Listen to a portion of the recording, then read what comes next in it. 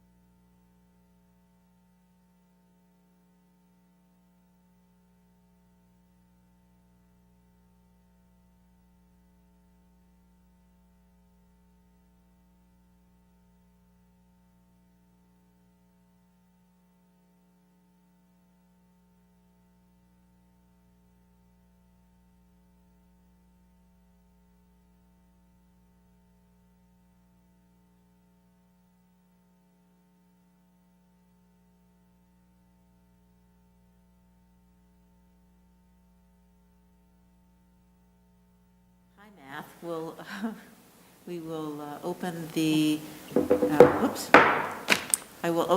welcome to the October 14th meeting of the Patton Township Board of Supervisors. I invite at this point anyone who has a comment to make that is not on an item that is not currently on the agenda. You are welcome to do so. Forgot to do the pledge. I'll do that next. Sorry. Seeing no public comments, we'll now go to step one, which is to say the pledge. Those who are able, please join us in the pledge. I pledge allegiance to the flag of the United States of America and to the republic for which it stands, one nation, under God, indivisible, with liberty and justice for all. Thank you, and I'll give one more chance for people who would like to make a public comment. Sorry for the misordering there. Seeing none, we will go on to our presentations and public hearings, of which we have several. We're going to begin with the COVID-19 emergency ordinance update, and I'm going to turn it right over to Doug. Good evening. As you know, a couple weekends ago, there was an event in College Township at the C3 Sports Center that generated a lot of attention, and a lot of folks from out of town showed up. College Township found they had no real authority to impact that event. So they, earlier in October, revised their COVID ordinance and included restrictions on gatherings. We looked at that at our last meeting in September. At that point, the board directed me to prepare that for potential adoption tonight. You have in your agenda packet a press release from College Township with respect to the event that was held at C3. Now there's two versions of Patton Township's ordinance. One is a red line document, which also includes some blue line. The blue lines are the solicitor's comments. The red are my changes that I made from the original ordinance 2020-609 to incorporate the College Township aspects of it. And then as item 3A.3, there was a clean copy of the agenda the ordinance provided to you. Last week on October 6th, the governor and the Secretary of Health issued a new order that impacted venues that are holding large events and gatherings. Some of those numbers were in conflict with some of the things that we had included in our proposed ordinance. After conference with the police chief and the township solicitors today, we think we came up with a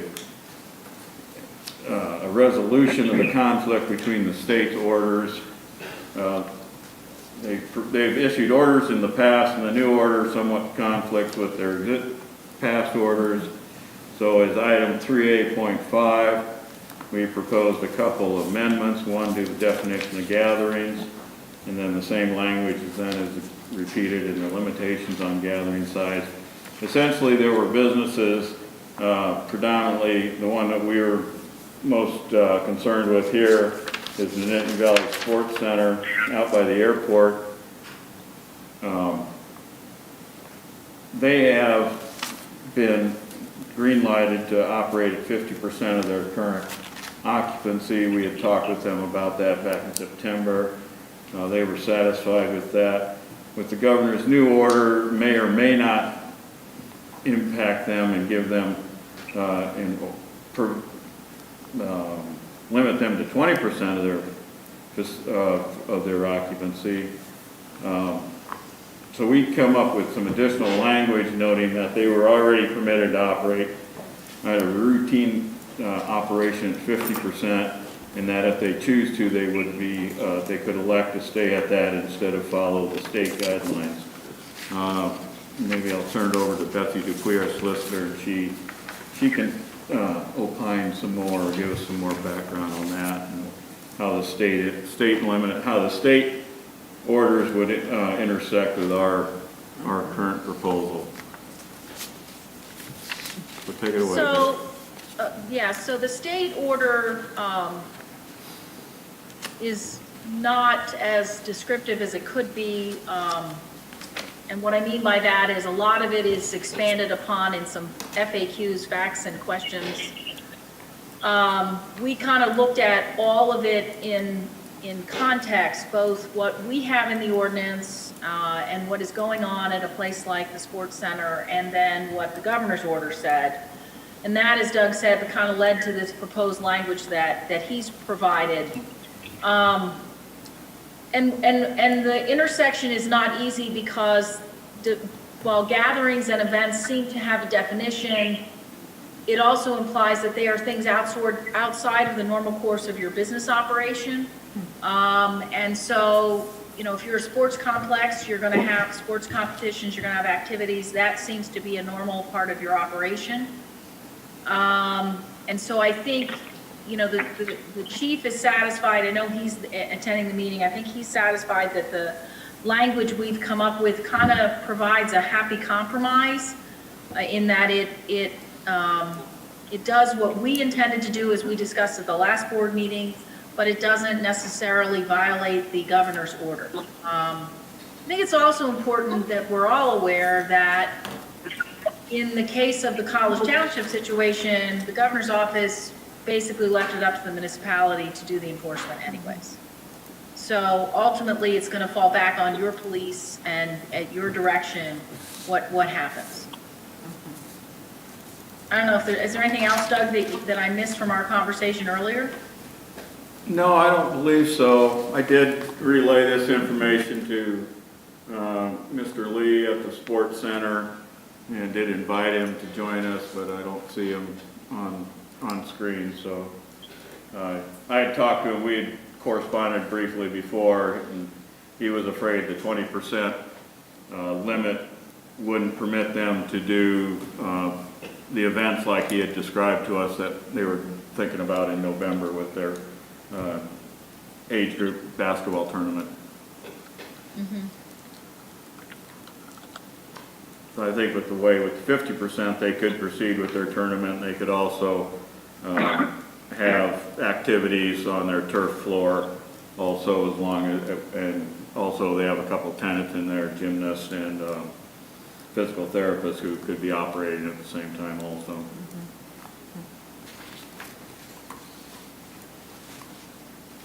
So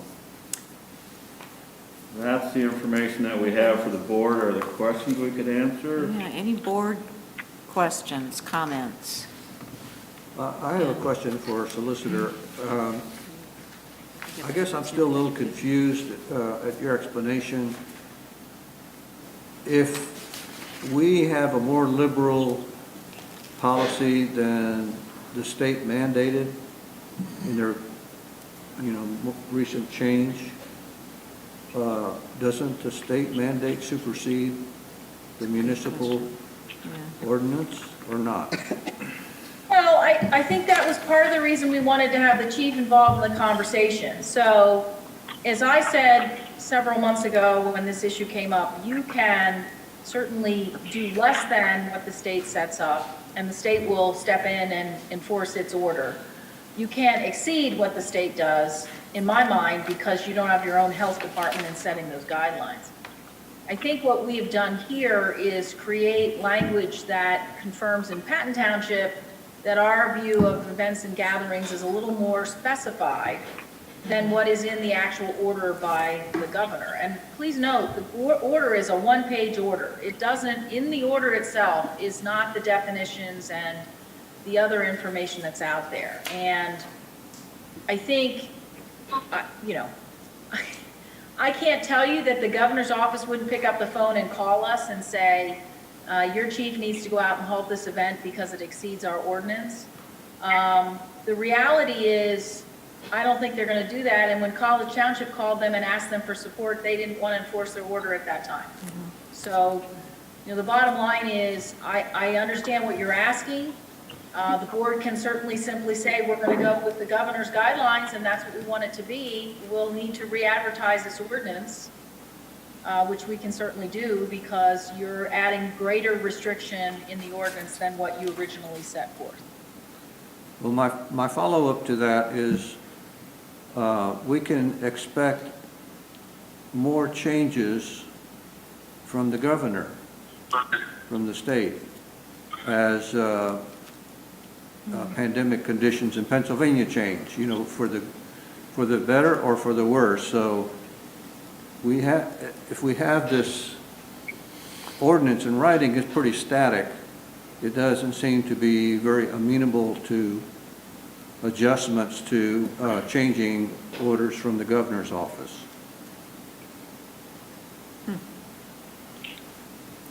Yeah, I think that's certainly true, but that's true of the ordinance you now have in place as well. Follow- I mean, Elliot's got a in question. either event, you have an ordinance in place right now that probably has components that don't match what the governor's order is. Okay. Thank you for that. And Elliot Abrams has a question. I looking- wonder if we can just put wording into it that we will adjust the numbers according to the way the state adjusts them.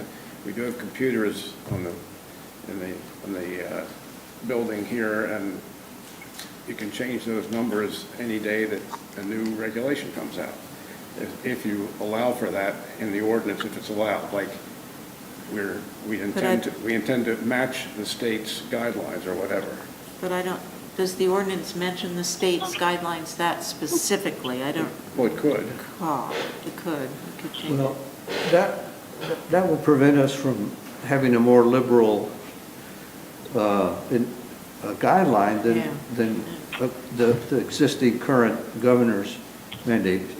The way the ordinance is amended, or the suggested amendment, allows us to have a little more liberal. Well, I'll move approval then. Yeah, so I'm not suggesting any changes in what they propose here. I think this is the best compromise. I just had a couple of those concerns that I already mentioned. And Supervisor Tees and Rob, do you have any comments or questions? I can't see hands. Yeah, I support the proposal as amended.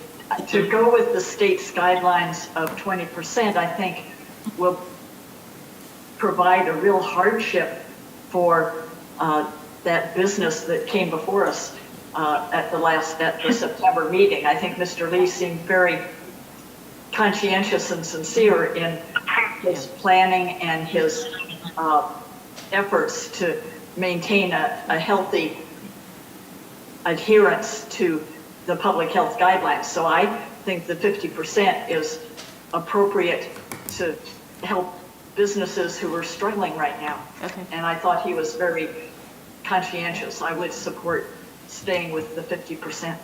Okay, and Supervisor Rob, anything to add? Or do you Yes, want to make a motion? I agree with the amendment with one question. Although Mr. Lee came in honestly, what happens when the next event or the next person comes in with an event that doesn't follow the guidelines or doesn't let us know exactly what's going on? How are we protected in this with the state constantly changing and not giving us support? Like, they didn't give college support when they called right away. It was just left up to them. Where do we get our protection in that? Look to either Betsy Dupuis or Chief Jolly Yeah. to respond. Betsy, you want to go first?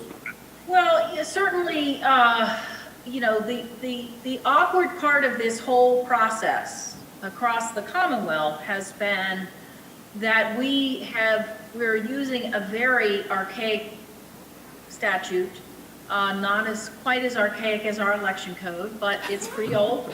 And it hasn't really been brought up to snuff to deal with enforcement issues.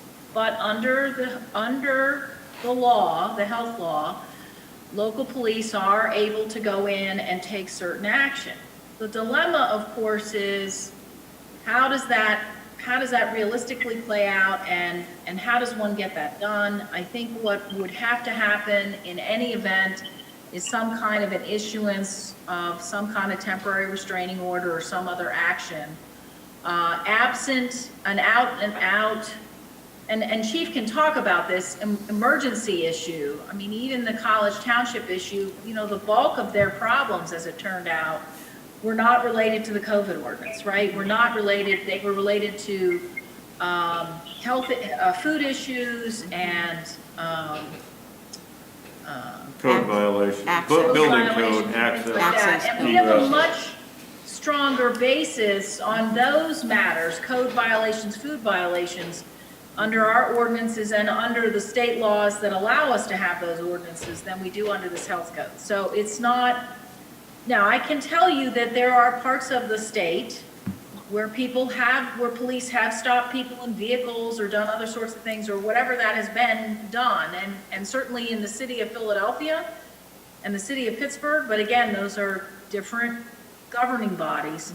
They have actually cited people on the street and fined them for not wearing a mask or those kinds of things. But the city of Philadelphia has far more A, police, and B, laws related to how people get along with each other than certainly we would ever have in our part of the world. So I mean, the chief may have a better thought on what would practically happen, but I don't know, without going and getting a restraining order, you know, how you might shut people down. But maybe, Chief, you think with this ordinance, you can do what you need to do. Yeah, that's part of the purpose of having our own ordinance, is so we can get a restraining order. Without anything in place, we're again at the mercy of the governor's office. Okay. To address Supervisor Rob's question, I think first we'd have to, determine exactly what the event is, and then, is it closer to something that would happen at the Nittany Valley Sports Center, or closer to, say, something that's going to happen at the football stadium? Football stadiums actually, clearly falls under the gathering limits. What Nittany Valley Sports Center is, we're taking the stance it falls more into what their routine business is, which the state had already said they could do 50%. So I think, we'd make that determination, and then we'd have to follow one of those, or the other of those standards. But again, I mean, we do refer to in our gathering limits that if you're not on this list of anything else, then you have to follow the state regs. Whether that gives us enough, that probably doesn't give us enough to go to the court and get an injunction, but I mean, otherwise, we clearly could for things exceeding 50%. Again, I'm not sure I can address the issue of, we require people to do, if they don't fall under any of the other exemptions, that they have to follow the state. And that, I don't know, I'd go back to Betsy and see, could we enforce that on our own then, as long as it's referenced in this ordinance? Yeah, I mean, I think your point is that the ordinance gives us the ability to go into court of law and say, we want a TRO, here's the ordinance, and they're violating it. Without it, it would not be an action by Patton Township. It would be an action that would be undertaken by the state, it seems to me. And quite honestly, it's the state health department. So, how you would do that mechanically, I'm not completely sure. And by the way, they've not done that, right?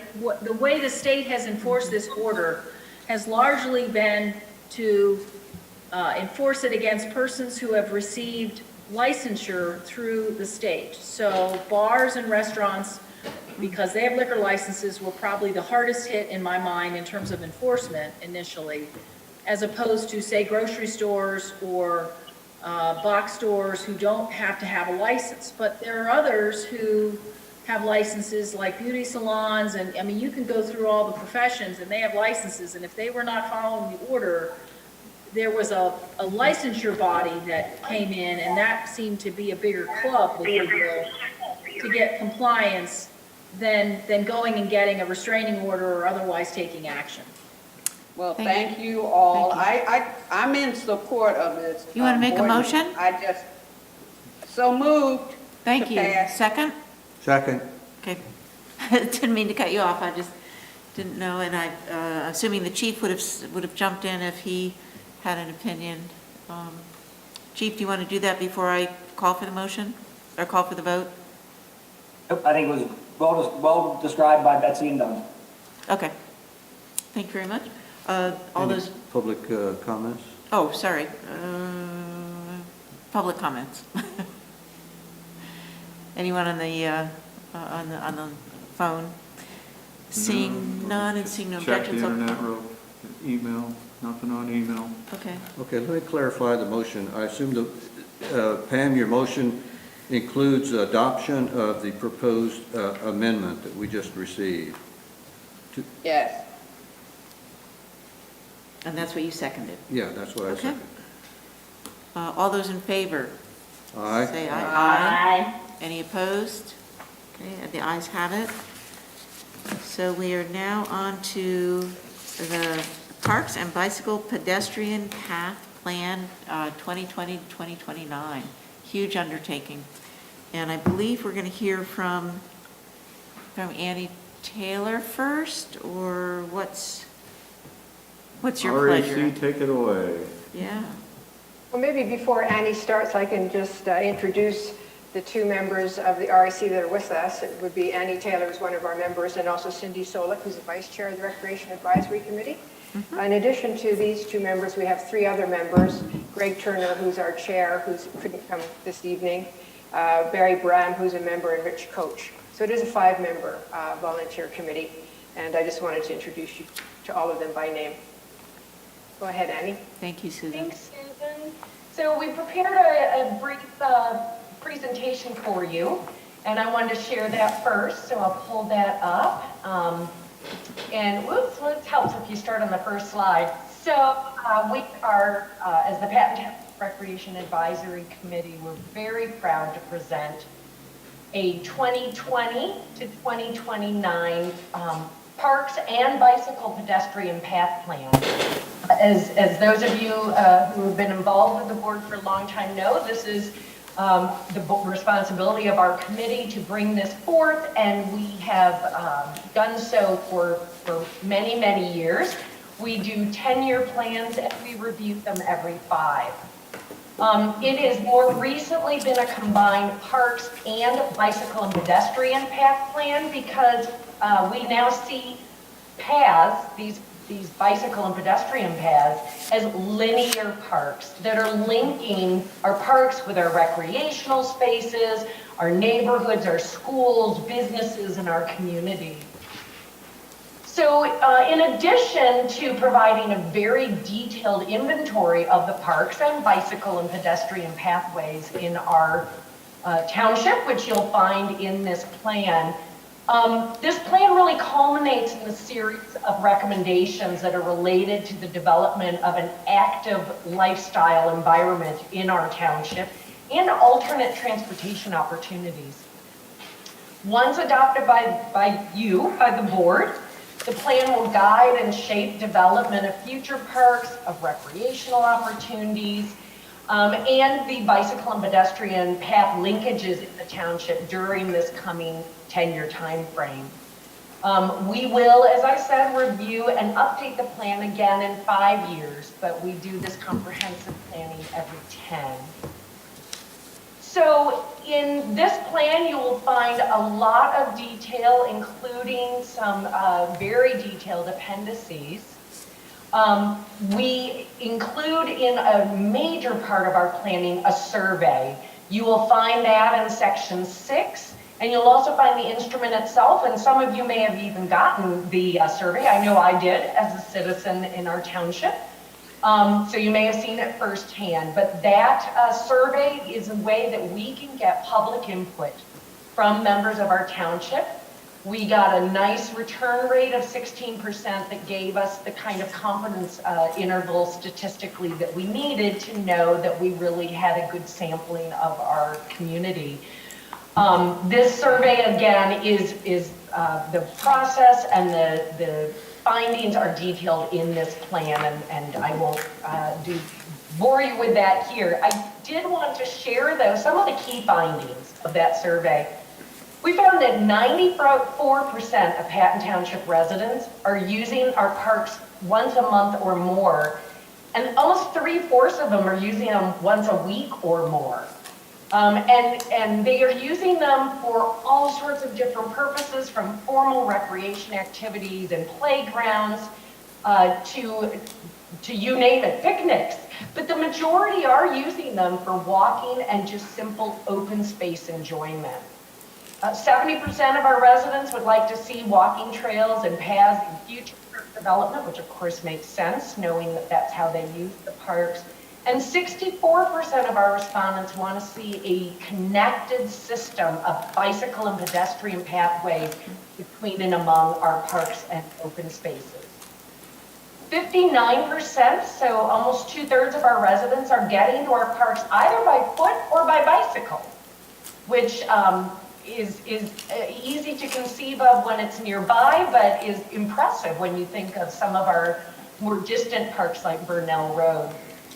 After walking paths and connected pedestrian system parks, we got a lot of requests for restrooms, parking, and drinking fountains. And as we've done similar surveys over the years, we found very similar findings.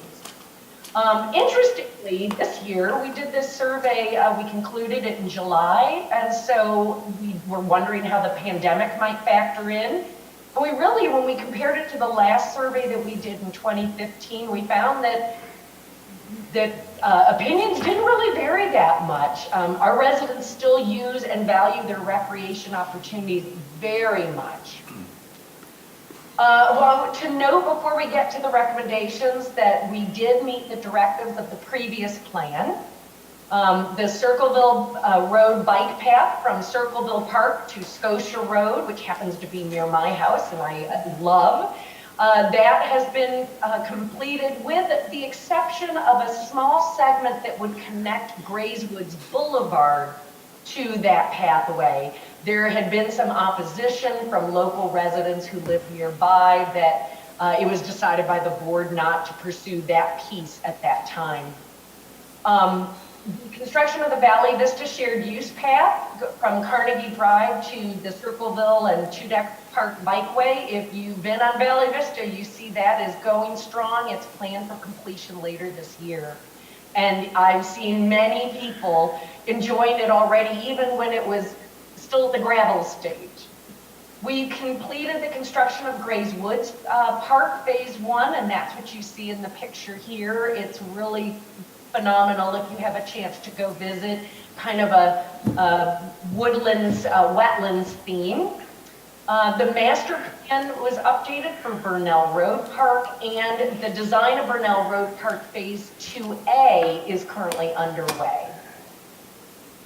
So in our conclusions and recommendations at the end of the plan that you've seen, we really wanted to point out that Patton Township does have technically an adequate amount of parkland compared to what we know in the Commonwealth and the state guidelines, state and national guidelines.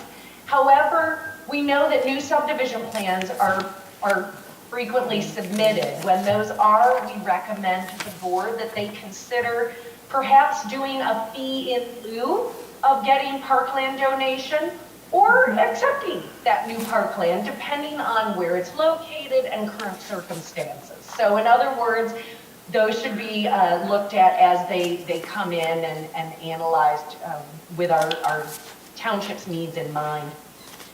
We also would like to see the interconnected bicycle and pedestrian system expanded.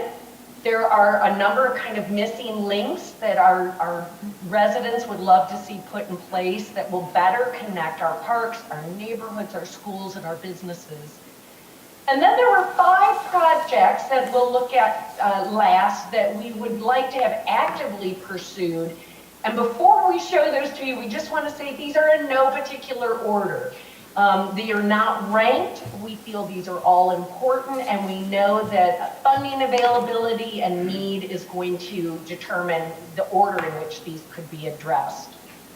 The first is to finish, the first one listed, not in priority order, is to finish that final connection between the Circleville Road bicycle and pedestrian path and Grays Woods Boulevard. That would then connect it to the Graysdale, the Marywood, the Brynwood, the Grays Woods communities, the Meeks Lane area communities. I know I'm forgetting some, Susan will correct me, but that side of the area. We'd like to see the Douglas Drive cul-de-sac connector. It's this little bit of land, a connector provided that would give access from the Park Forest area to the Valley Vista bicycle path at Little Lion Drive. There is an Oakwood bicycle and pedestrian path from Benjamin Court to the Bellefonte Central Rail Trail in the Arboretum lands that needs to be connected. We would very much like to see the Burnell Road Park future phases completed. There's a lot of exciting things planned for Burnell Road Park, which is already such a popular destination. We'd like to see those put in place, as well as the future phases of the Grays Woods Park that are planned, that one you saw a photo of previously. So those are our 5 main projects for your consideration in the future, now and in the future. And again, what order those could be done will depend obviously on need and funding availability. So with that, just want to open it up to any comments, any questions. Susan will likely field many of them, but so can my other fellow committee members. So I open it up to board members, any comments or questions, and also to the attending public or on the line. Yes, Elliot.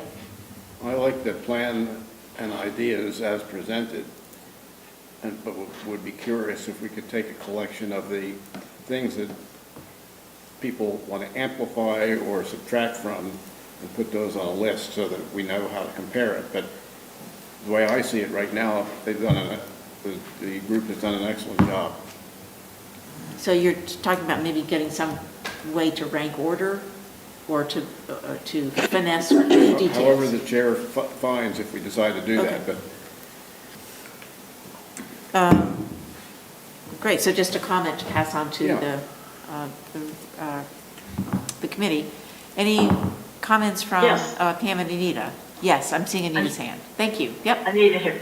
This is such an excellent report, both for its substance and the way it is structured. I think it gives a real model for any future reports, like if we ever do something on housing, to survey housing and lead to a visioning. This is just such a wonderful report. And I saw in the CIP, the capital improvement projects that we'll be looking at later in this meeting. As I read it, the Douglas Drive is tentatively scheduled for 2022. The Circleville Road, again, depending on funding, but possibly 2023. The Oakwood bicycle path, possibly 2025. And the Burnell Road 2022 with the grant application in 2021. So I've been very pleased when we get later in the meeting on the CIP to actually see some dates and some action moving on these excellent recommendations. I commend the entire Recreation Advisory Committee and its leadership. So thank you. Really great. Thank you. Nice. So any other? Pam. Yes, Pam. Brief kudos or whatever comments. I just want to piggyback with Anita. Excellent report. I've also witnessed riders on the bike lane on Valley Vista, a father and a son, and how happy they were just riding together. So I am looking forward to the completion and looking forward to some of the projects that are coming up down the pipe.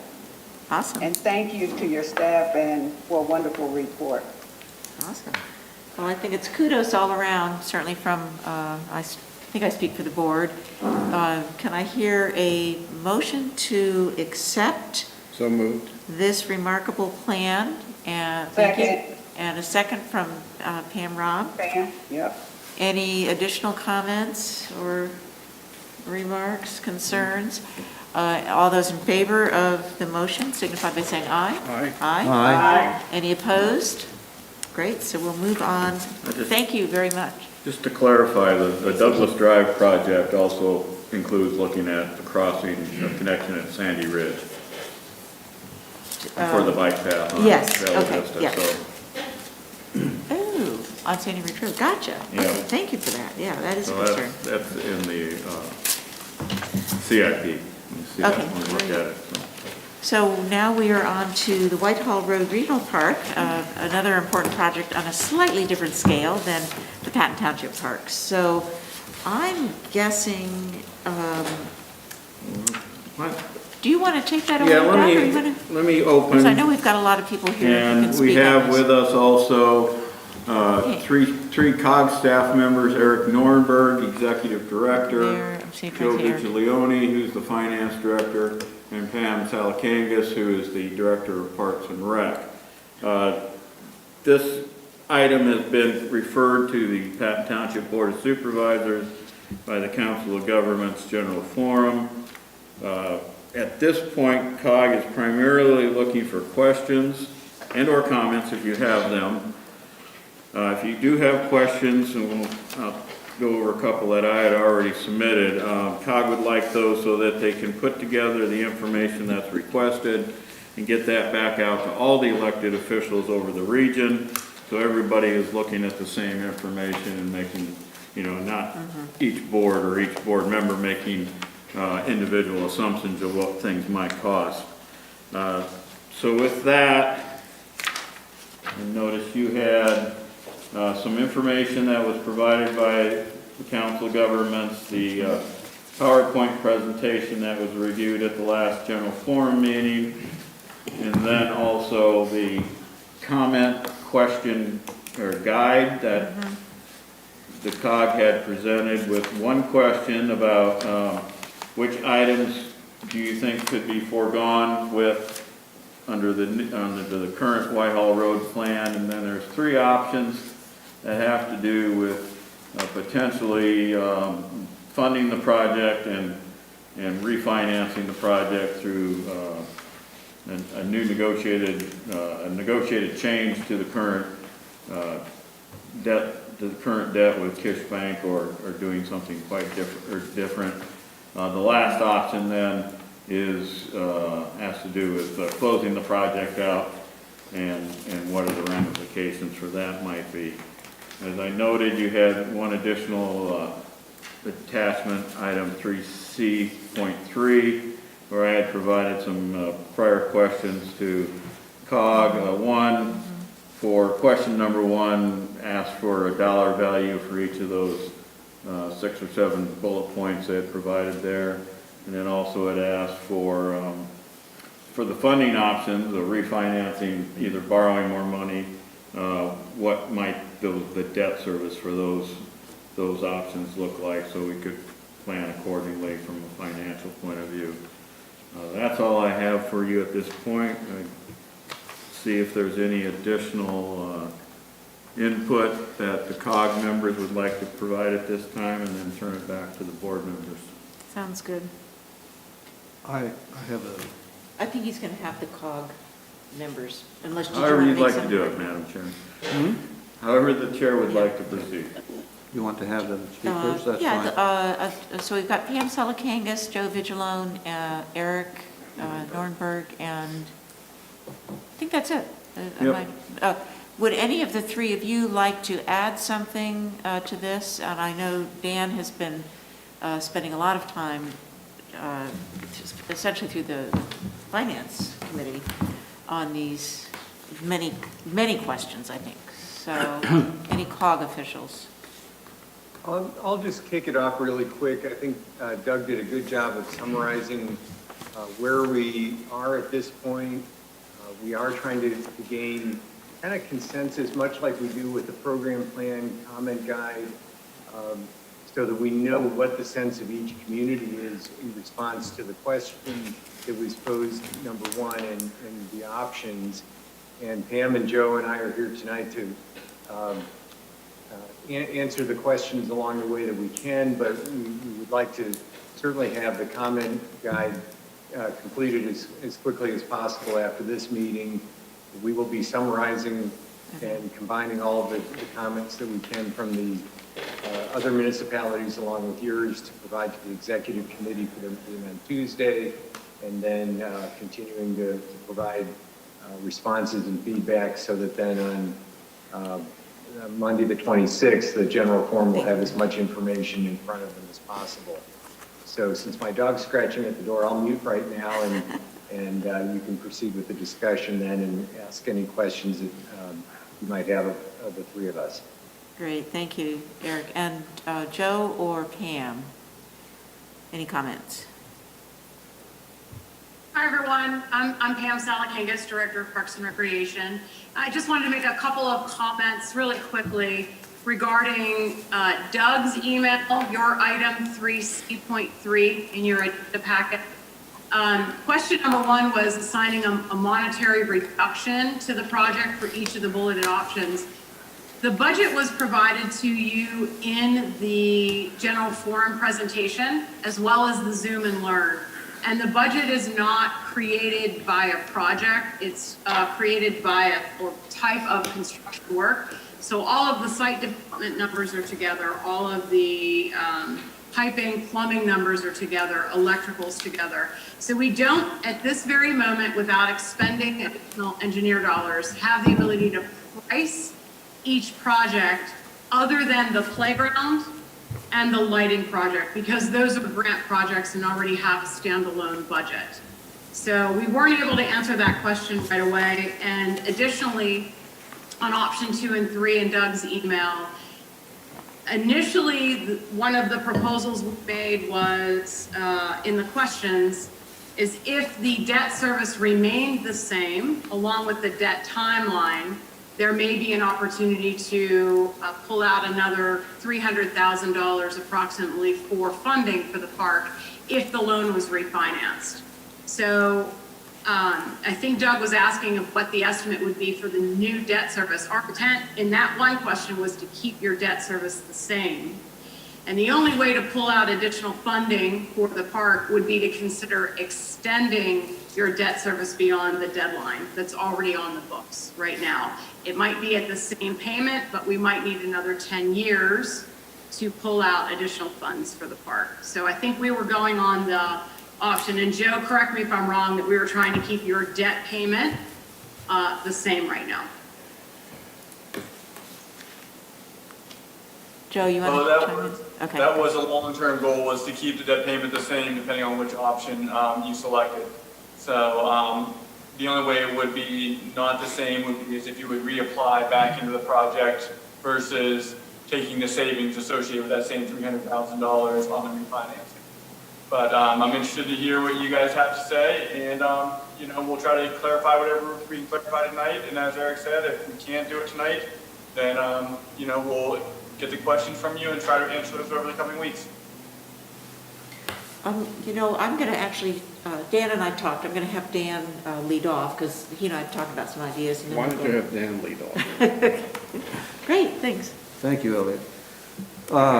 Two things. Madam Chair, I think we should consider option 4 first, because the question in the other three options depend on our answer to option 4. Option 4 is whether to abandon the project or not. So it seems to me the board should make that choice now, and then we could have discussion about the rest of those options. And Mr. Abrams? I don't think we should abandon the project. I agree, and I actually wanted a little clarification on that. To abandon the project, it would just be, we'd just leave a lot of things hanging, wouldn't go forward, is that, or?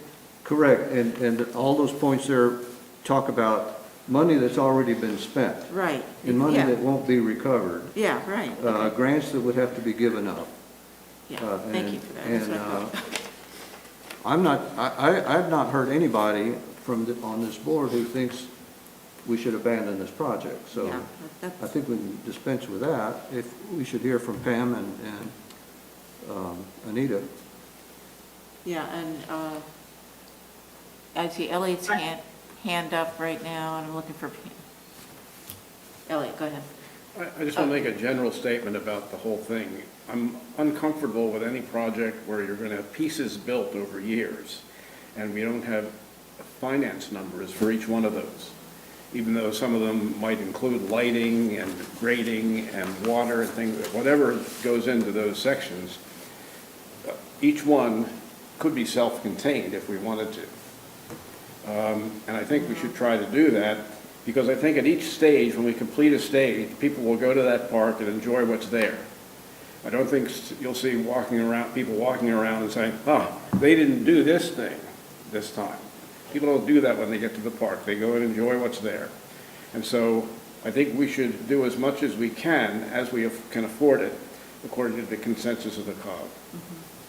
But I agree, and yet I think there are certain pieces that we're being asked to consider to put on hold, such as maintenance of the field. So it's prioritizing those, the restrooms, the field preparation, so on. And I saw Pam's hand next. Pam Rom, yeah, go ahead. Being new to the fact, I reviewed the Looking and Learn Zoom. It was very interesting, and to abandon this with all the hard work that these individuals spent time in doing, I have a problem with that. But I do want to go with Dan's suggestion, since he's on the finance board and has been looking at the numbers. Dan, whatever your suggestion is, I would more than been happy to follow whatever your suggestions are. I think you've done an extensive research on this, and I'm with you. I'm not for abandoning this project at this point. I know we can't see in the future, but at least we can make a guideline to protecting and looking forward to dealing, making a footprint for this.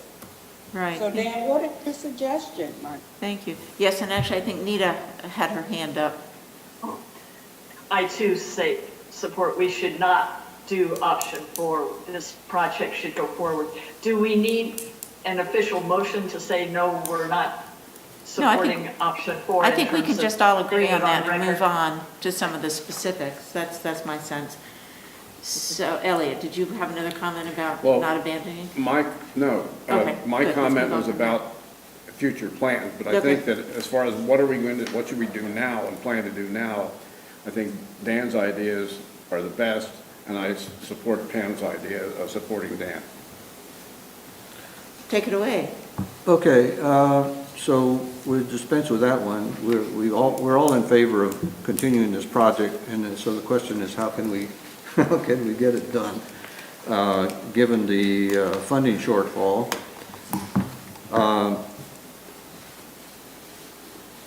I want to just also say that I asked Larry Pegger if he would do a little homework for me, and I didn't realize how much work it involved, so I appreciate all the time you spent on it. I was curious how much Patton Township tax money has already been contributed towards the current funds, the loan, debt service on the current $4.8 million loan. So he gave me a table, I think the rest, did you send it to everybody? I believe I did. Yeah, I think I sent it to everybody. So Oh, yes, just- you did, that was that. Just to yes. summarize, Let me get to that. we were paying principal on the Oak Hall Park, Regional Park portion through 2018, and the interest... No, we paid principal through June of 2020 on Oak Hall. On Oak Hall, June of 2020. Right. That- We that's didn't correct. pay anything towards Whitehall Road Regional Park prior to May of 2015, is that what it was? 2014. 2014. And that was interest Yeah. only.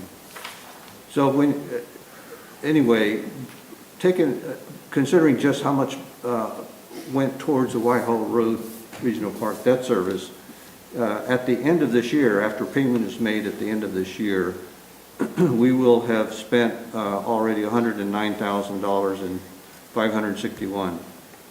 Another $110,000 in principal and interest towards the part of the loan debt service on Whitehall Road Regional Park. So we have already invested quite a bit of money. So you can look at that two ways. Well, the main way is how much more is it going to cost us? And the other way is we've already made this investment. Let's make this investment work, make it count.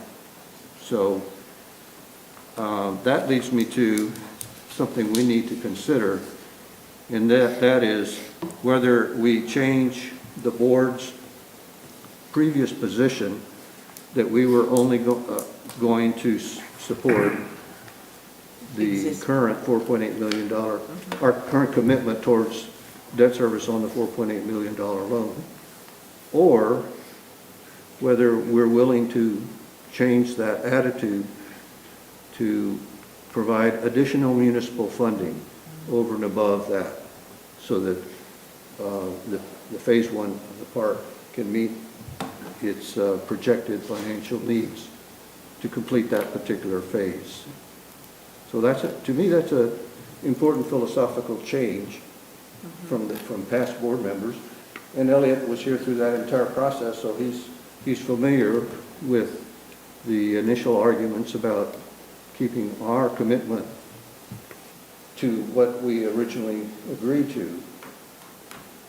So how do you feel about changing that? I feel we should change it. I'm not sure exactly how much we change it to, because I don't really know what the future is going to bring in terms of revenues and with our current status. But I think that if we look at it, that, okay, we've invested a certain amount as a percentage of what the rest of the region has.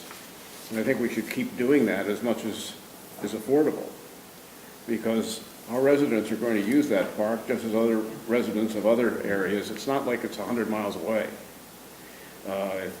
If the kids are playing soccer, or if there's a general activity, it's within easy driving or even biking distance. And so people are going to use it if there's an attractive activity. So I will admit outright that this is not my strong suit, the financial aspect and the juggling. But I seem to recall that one of the options was certainly for a municipality to step forward and to offer to pay. My sense is that it would be nice if one stepped forward, if others would follow suit. That sense of we're all in this together, either with an equal amount or with the prorated that we use when we consider our funding to COG. But that depends on our budget and our budget relative to the budgets of the other 5 members, or actually Half Moon is not Correct. part of that. So it's almost this this bootstrapping, does one municipality come forward, do a detailed, budget analysis, and sort of play some cards and then hope that other municipalities will, versus through the COG, and then, so going that route that I just tried to describe is a decision that's made municipality by municipality. But if we went through COG and hopefully had some suggestion that everyone follows suit with a certain formula that we have agreed upon beforehand, then we have to, it's maybe a larger hurdle because we all have to arrive at a similar conclusion. So I guess that's where I'm hung up now in that whole process. Who starts, who goes first, and how much more information is needed for us to even make that first step if we go unilaterally, put some money in. Yes, Elliot. I think one step we can take is that, and I think that part of our previous position was perceived baggage from things that had happened earlier. And we don't need that. This is all going to happen in the future. We don't have the funds for it now, but I think that if the region knows that we're willing to go along with what the region as a consensus goes with, it's easier to plan. Right, but we do have some deadlines. See, Anita's up there. I'll Okay. get you in a second. We Right. do have some deadlines such as loan, grants expiring, the all-use playground expiring before the, I think it's the funding for the, I can't remember the other funding, yes. If we want to do those things So- and the thing's going to expire, I would take advantage of it. Yeah, so we definitely need to have the timelines in mind. And I see Anita's hand. Yeah, go ahead. I have a Anita. comment and a question. I think I support making a stand to say, yes, we would increase our funding. I think the comment is, I've been very impressed with the administration of the park district in terms of its understanding of options, its going out for grants, it's being very transparent in when they don't get grants, or they've shared both good news and challenges. I have a lot of trust in the current administration of both COG and the Park District, and I think that gives confidence in trusting going forward. Secondly, my question is, because they've been successful in getting grants, I'm wondering what outstanding grants they're yet to hear from. And I was impressed with the economic argument that their second operational year of the park with its tournaments would possibly generate 4,000 hotel room nights. And I immediately thought of the hotel tax that goes to the Happy Valley Adventure Bureau. And is there in the future discussions about a grant from the Happy Valley Adventure Bureau that would tie in to this revenue that's generated if the tournaments are increasing the hotel room in this area? It sounds like a question for Pam or Joe. Yep. I'll take that one if you don't mind. Okay, thank you. Yeah, thank you. Yeah, just a little piece of history. The Happy Valley Adventure Bureau has already donated quite a substantial amount to the park, about $197,000. They're paying that in pledges over 5 years. In addition, going forward with the new hotel tax, I am not 100% sure if that tax, some of those funds will be available for infrastructure grants, but that's something that we plan to explore. We plan to continue our partnership going forward with the Happy Valley Adventure Bureau because they do support events that we host. So they were a co-sponsor of a tournament we held this summer at Oak Hall Regional Park, for example. So I believe they will continue to provide some funding for operational needs in the future once the park is built. I'm not 100% clear if that hotel tax funding can be used for additional infrastructure. The money we received came prior to that, money that they had in their capital savings. So we are working with them already and hope to continue that relationship going forward. Yeah. Great, thank you. That's great questions, Anita. What grants are out there? Madam Chair? Yes, thank So, you. from what I hear, it sounds like the board is in agreement that we should commit ourselves to increasing funding towards Whitehall Road Regional Park with on a condition that, which you expressed, that we're not the only one. Yeah. That we should do this in partnership with the other municipalities, but at least we can let the other municipalities know that we're certainly willing to have a negotiation with them about how, to what degree we would increase our contribution in concert with their increase. Does that summarize it? I well? think that's true, and I think what we need to know is what we can as opposed to what we could, or what we could is what we can, Well, I I should say. think that, As opposed to what we would. I think that the next question, if you decide that you're going to increase you're going to agree with that, the cost of phase one of the park obviously has gone up since 2010. And we're going to agree that that's a reality, and we put in 21% of the park, we'll put in 21% of what the park's gonna cost for phase one, or some revised phase one, let's call it. Okay, then your next decision should be, how are we gonna fund that? Obviously, we're gonna fund that through a note, or a bond, but a note, maybe through Fulton Bank or some other bank. And your decision has to be, do we want to maintain the current level that we're paying for the park, that we agreed to pay for the park when we agreed to the original note, and pay that out in more years?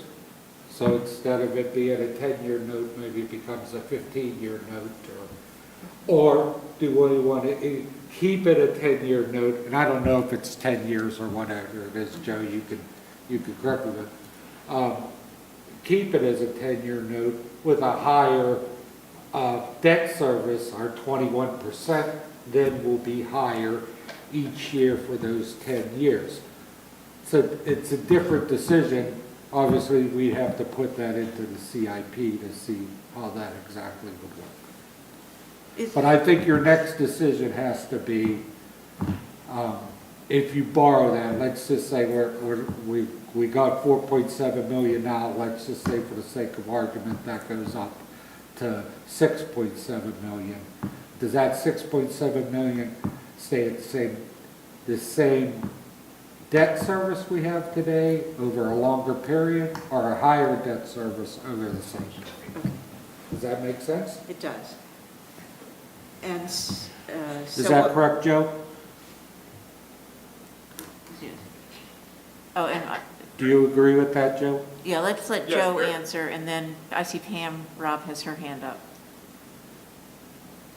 Very, very much so, Larry. My only, that I would add on to that is, before going through and, considering scenarios, I am looking for, as you guys had talked about, consensus for a few scenarios to investigate with Mr. Gibbons at Concord Financial. That way, we're just not eating a bunch of his time and incurring costs or making bad decisions. We actually have a couple of paths for him to investigate, which, based upon the project, which would then, give you guys more information that you need to make the decision as to what you're comfortable with as you're talking about what you can afford.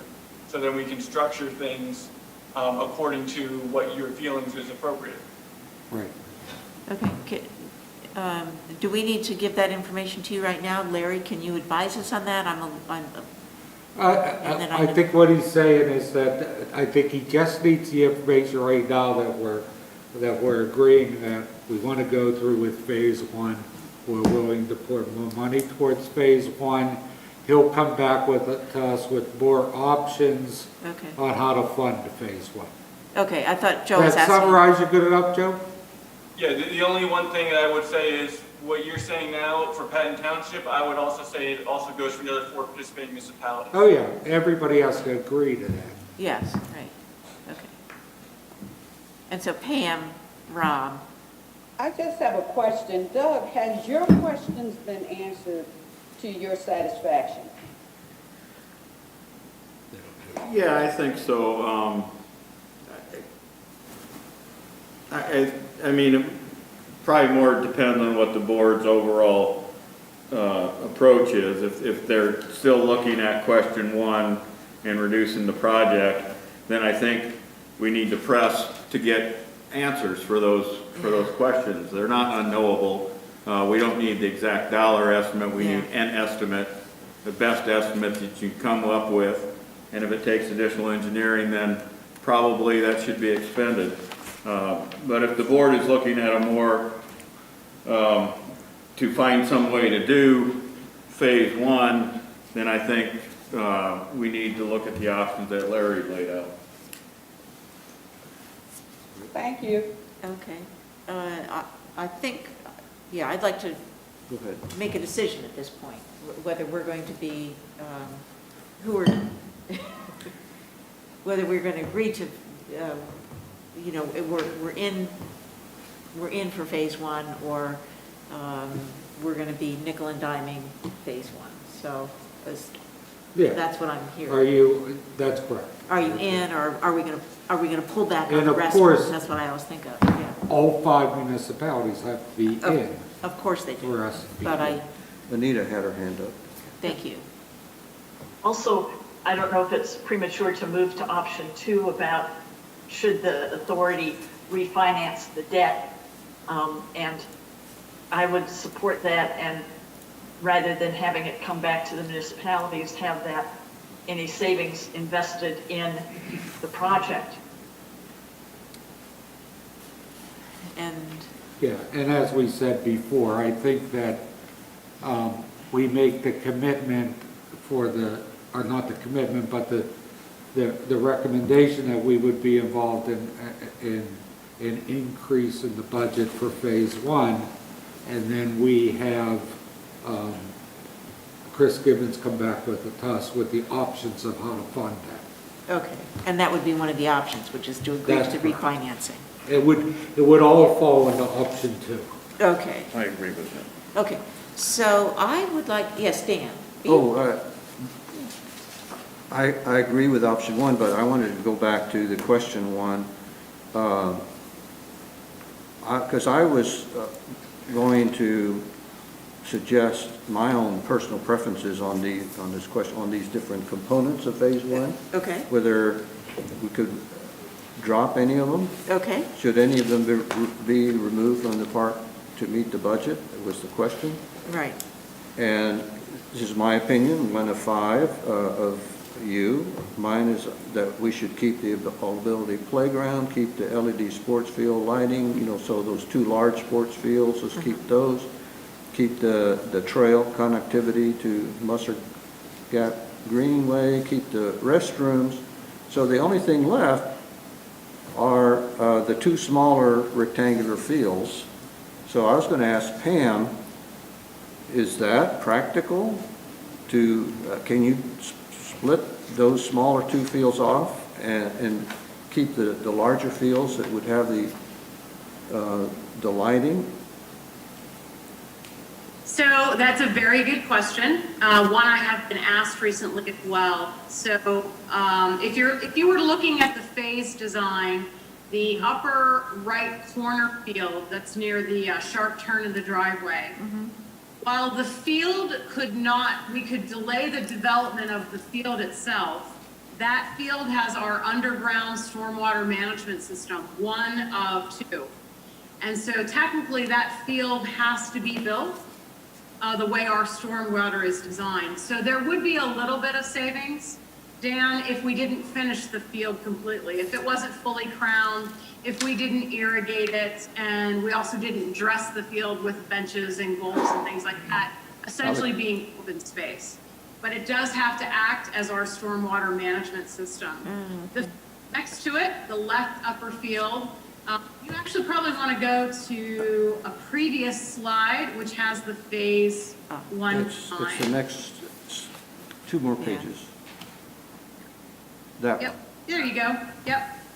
And then the upper left field does not have any stormwater retention requirements with it. So again, if that field wasn't fully finished, there would be cost savings there. However, that whole area will have some money expended in site development, right? Because we do have the need to move some soil from one place to another and then create that stormwater management, as well as place the walking trail on the exterior if that stays. So there is some savings there if we did not develop those 2 upper fields and kept the stormwater management.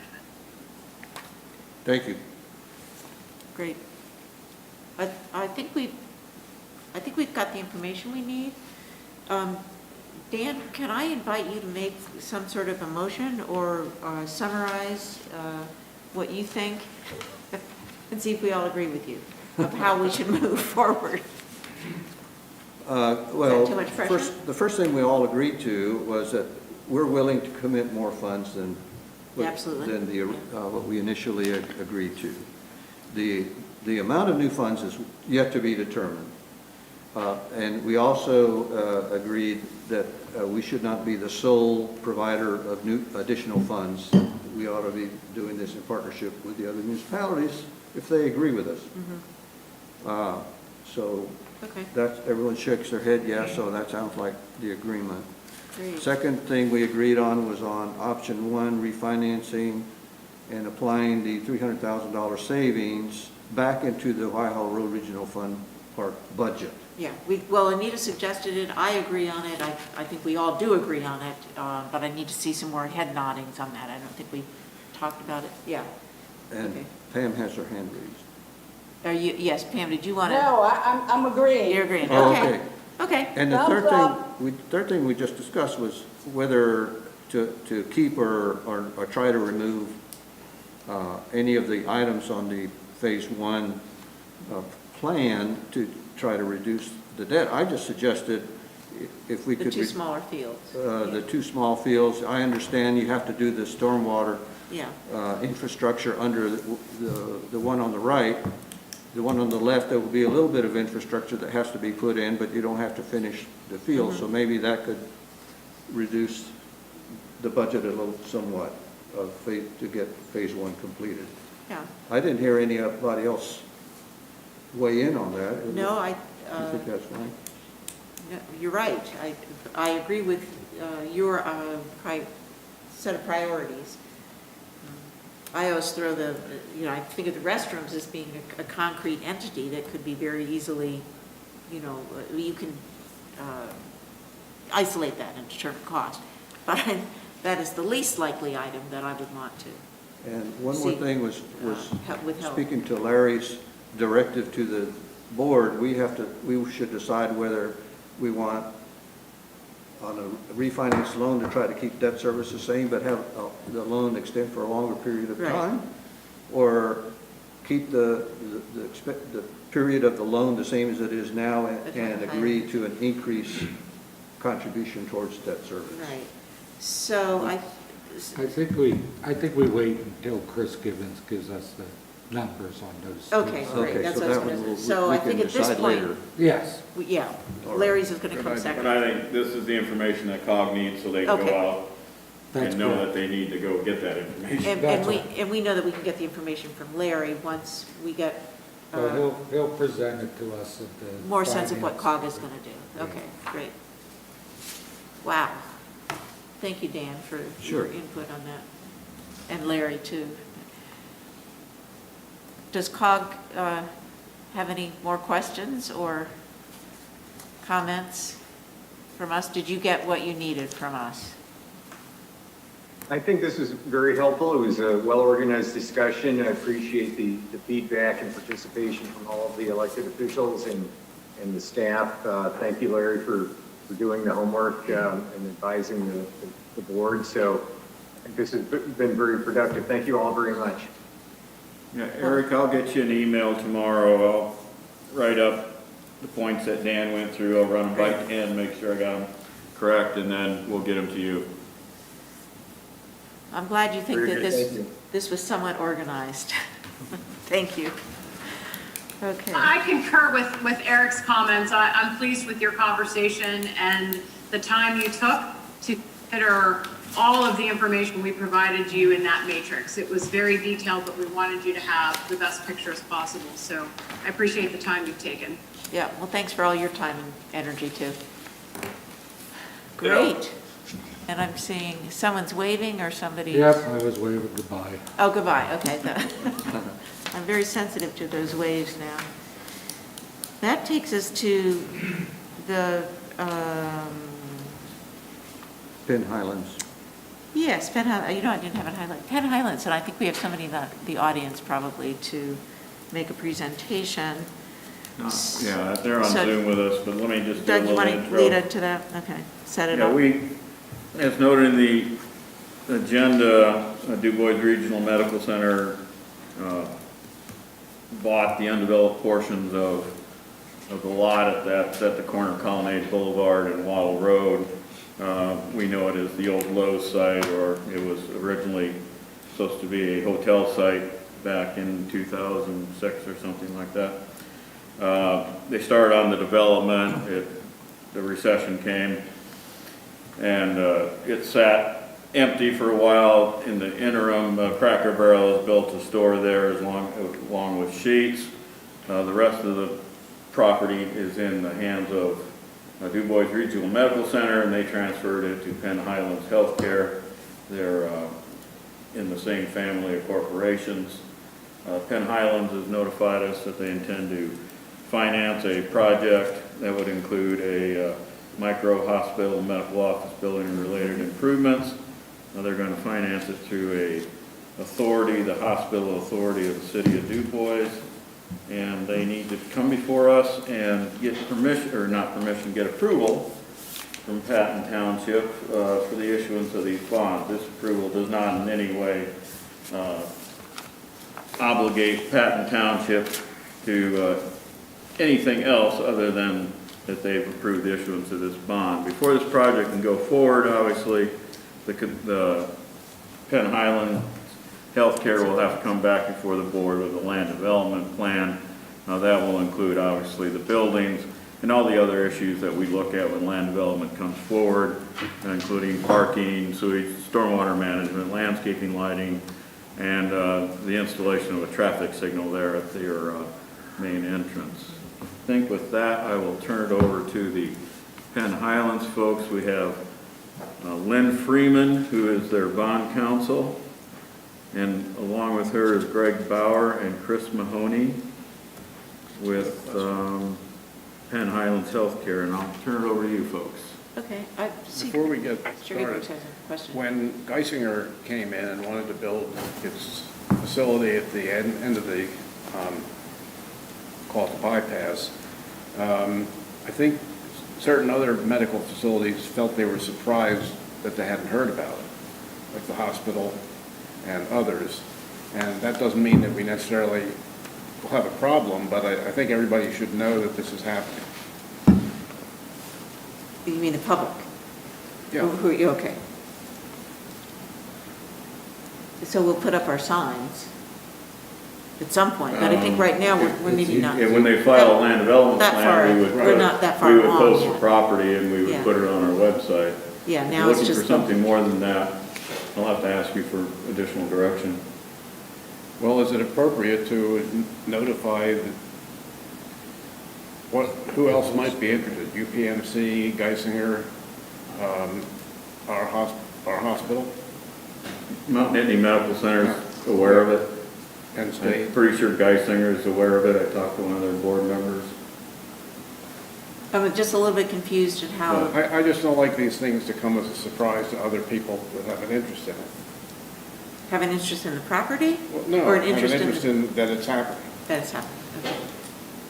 I mean, I think it's, would certainly be the, It's like when The right thing to it's do. like when the Patton Crossing came in.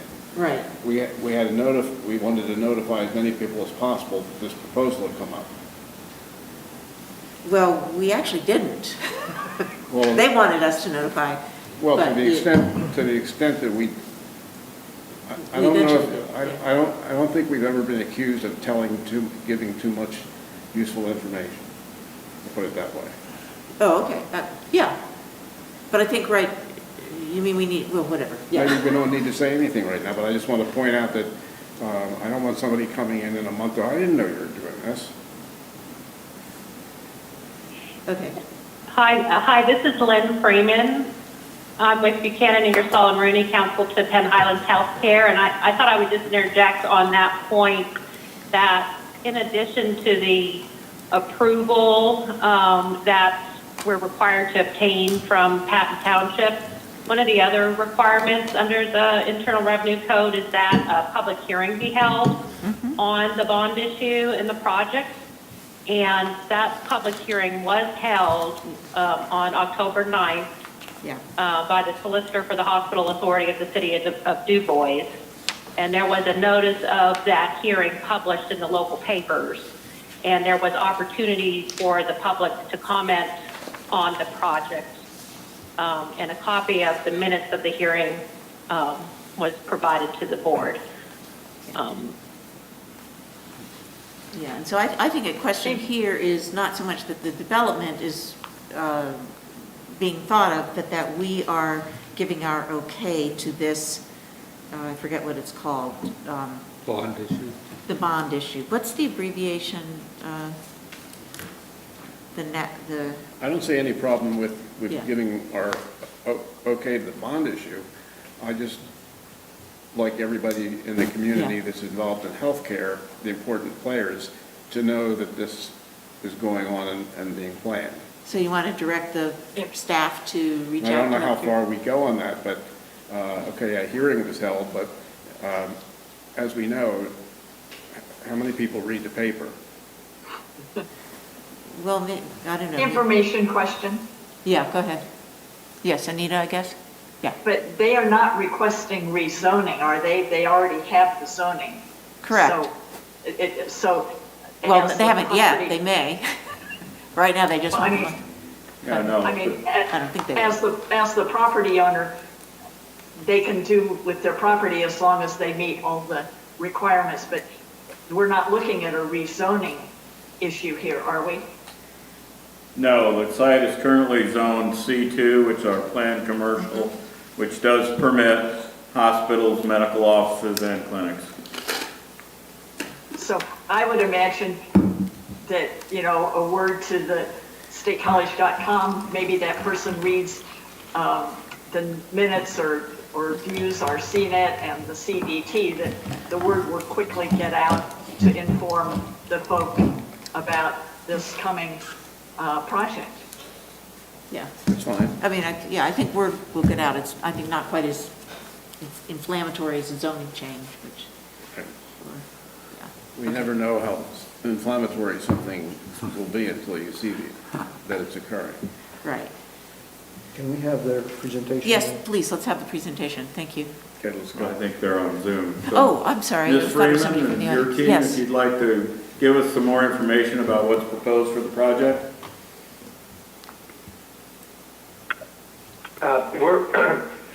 This is Greg Bauer. So you have the outline of the project. The project is under development right now.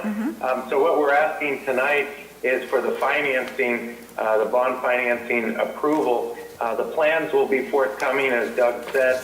Once the plans are further developed and the building is designed, we started working with Doug last November.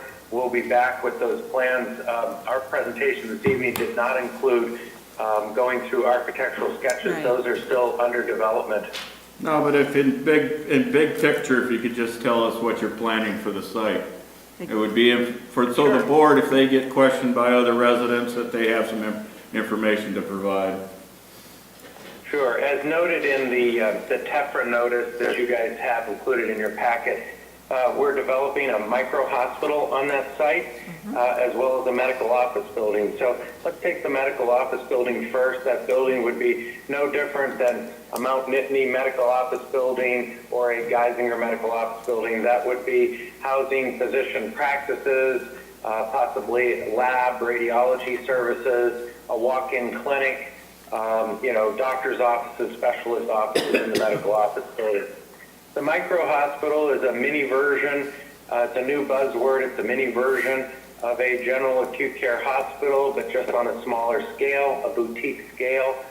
There would be half a dozen to a dozen hospital beds, inpatient beds. There would be a small emergency department, radiology services, inpatient laboratory services, the services that would meet the regulations of the Pennsylvania Department of Health and the Pennsylvania Department of Labor and Industry, as they would deem necessary to operate a micro-hospital in any location, whether that be State College, Dubois, Pittsburgh, etc.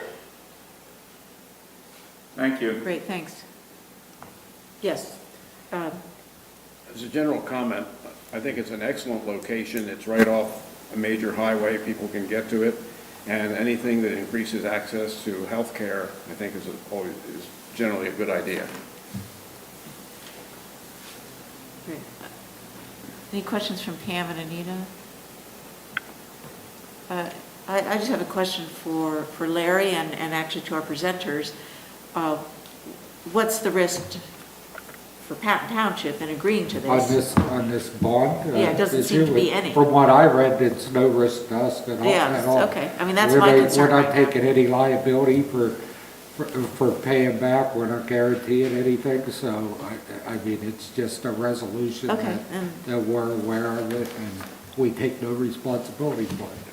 But we just simply have to give our okay, and the reason for that is Yes. written in the federal legislation, I assume. Yes. Okay, fine. Because we're the host of the Yeah. township. So I move that we approve this resolution. I don't know if we have anybody in the audience who wants to comment. I'll second so you can continue the discussion. Second. Okay. I have one question. Okay, Anita?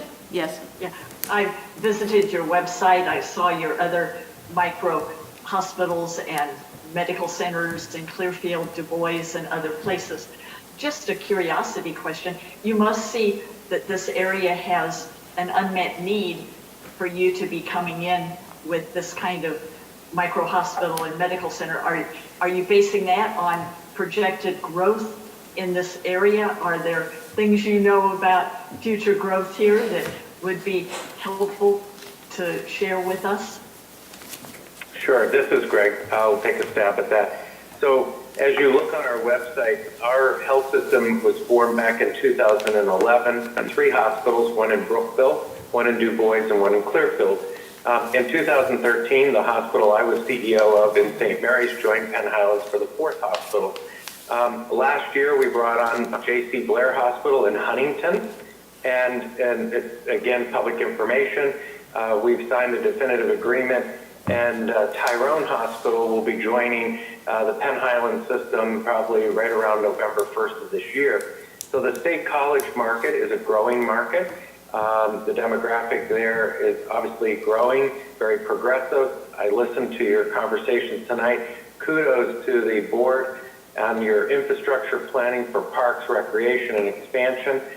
We see that area as underserved, and developing that as your population continues to expand in that southern market as we refer to it.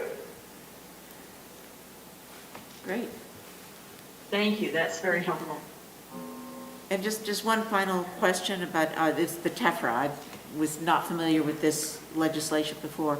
Has Patton Township ever been the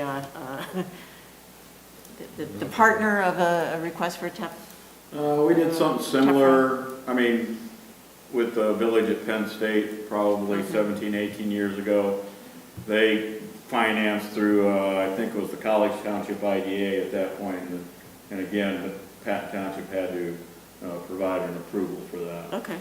So I think I was talking with the solicitor earlier, There are county authorities that do these sort of things frequently too. If they go to another county, they need to get the host county. Maybe somebody with Penn Highland can tell us what TEFRA means. Yeah. TEFRA. Well, Yeah, it's an acronym, and it stands for the Tax Equity and Fiscal Responsibilities Act. It was passed in 1982, and that was the act that included this requirement for obtaining this type of approval. Okay. Thank you. One more question.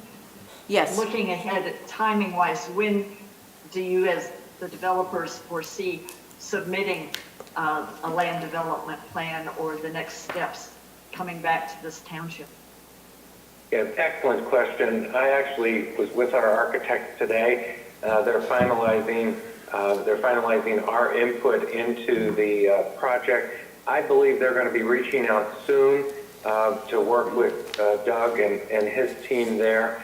I would think that we would probably by the end of the year, early 2021, be submitting plans for review. We have to submit plans as well to the Department of Health for their review, for their input. So we want to make sure that we have a complete and accurate set of plans to submit to township there for the township to review and make sure that we're meeting all of the zoning and code requirements there. Great. Okay. So I think at this point we need a motion, although did we You have a motion? We had a motion, a second. For approval? And I think we had a second from Elliot, and at this point I'll ask all those in favor signify by saying aye. Aye. Aye. Okay, the ayes have it, so we're moving ahead on that one. Thank you for your presentation. Thank you very much. Yep. Thank you all. To the Penn Thank Highlands you. folks, once I've collected all the signatures on the resolution, I'll let you know and forward it to you. Okay, thank you. Thanks, Doug. Have a good evening, everybody. We'll Thank see you soon. You too. Yep. So Bye we're moving on actually to public safety, and we have first a police update, and then I'm assuming we'll stay with the same presenter, Chief Jolly, and he will also address the excessive fireworks responses. So Chief Jolly. Thank you very much. A copy of the September police report was included with your agenda materials. We had a busy month in September. You'll see we had 187 traffic stops, wrote 22 citations, and handled 21 criminal arrests. Our bike patrol rode 84 miles, handled 2 incidents, and did 157 business checks. A few of our department notes, some of the notable arrests from the month. A 23-year-old male was arrested and charged with indecent exposure, and he exposed himself at a pool while others were present. A 56-year-old male and 49-year-old female were charged with theft by deception. They utilized a scam, made off with about $1,000. As part of our investigation, we found that they had been doing this at multiple stores around the tri-state area. A 23-year-old male was arrested for possession of a small amount of marijuana. This subsequently occurred from a traffic stop for speeding. The officer detected the odor of marijuana, and as a result of the search of the vehicle, located 4.6 grams of marijuana, drug paraphernalia, and a digital scale. And we had a 20-year-old female who was arrested for possession of a small amount of marijuana, also from a traffic stop for driving with no taillights. During the stop, the officer detected the odor of marijuana coming from the vehicle, and searching that vehicle yielded 3.1 grams of marijuana. We had 4 individuals who were arrested for retail theft and 8 for DUI. So we had a high amount of DUIs again this month, equivalent to August. To break those down a little bit, the age range we had, the youngest arrest was 18 years of age for DUI, and the oldest that we had was 49, so the average age is about 32. And 2 of those DUIs resulted from crashes. The rest of them were from traffic stops. Officers successfully served 6 warrants of the 14 they attempted. And I'd be remiss if I didn't kind of correct an issue here that Supervisor Tees had pointed out. Just as a clarification, when I'm talking about the warrants under the department notes, those almost exclusively are traffic warrants. So that's for cases where an officer has issued a citation and the offending party either fails to respond to that citation or they fail to pay, and a warrant is issued by the judge's office. Those warrants come back to our office, and the officer who wrote the citation is responsible to follow up to either get payment or to get a plea from the individual. Our warrants that are served for misdemeanor felony crimes are located elsewhere in our incident list, and also 302 warrants are also a separate category. So that hopefully clarifies what that category signifies. Use of force for September, our officers did have to use force in 3 incidents during September. One officer had to use their hands to control an individual who was handcuffed and under arrest for DUI. They were attempting to pull and walk away from the officer, so to get them under control. 2 officers had to use their hands and bodies to control an individual who was beginning to fight as they attempted to take them into custody on a 302 warrant. That individual actually punched both of the officers. They were able to get him on the ground, get him controlled, and get him handcuffed without any injury. One officer was punched in the head and the chest and suffered a bloody thumb, and the other officer was punched in the chest, so there are criminal charges pending as a result of that 302 service. And 2 officers had to apply wrist block to an individual, also while attempting to serve a 302 warrant. Again, they were able to get the individual into handcuffs without any injury to the individual or to the officers. Under community relations, officers, again, with the schools still being open here at State College, busy in the school zones in the morning and the afternoons. Officer Sunderland conducted a child safety seat installation here at our station, and Officer Tuskovich conducted a run, hide, fight drill at the middle school on September 1st and September 2nd, and he was planning to do them at the elementary schools here in the coming month. Some of the training and department activities for September, our tactical response team trained twice. And we have a couple officers who are working to attain their Road Scholar certificate for police. That is offered by LTAP, which is the Pennsylvania Local Technical Assistance Program. This program offers the opportunity for municipal employees to be trained by LTAP's professional staff on the latest road-related technologies and innovations.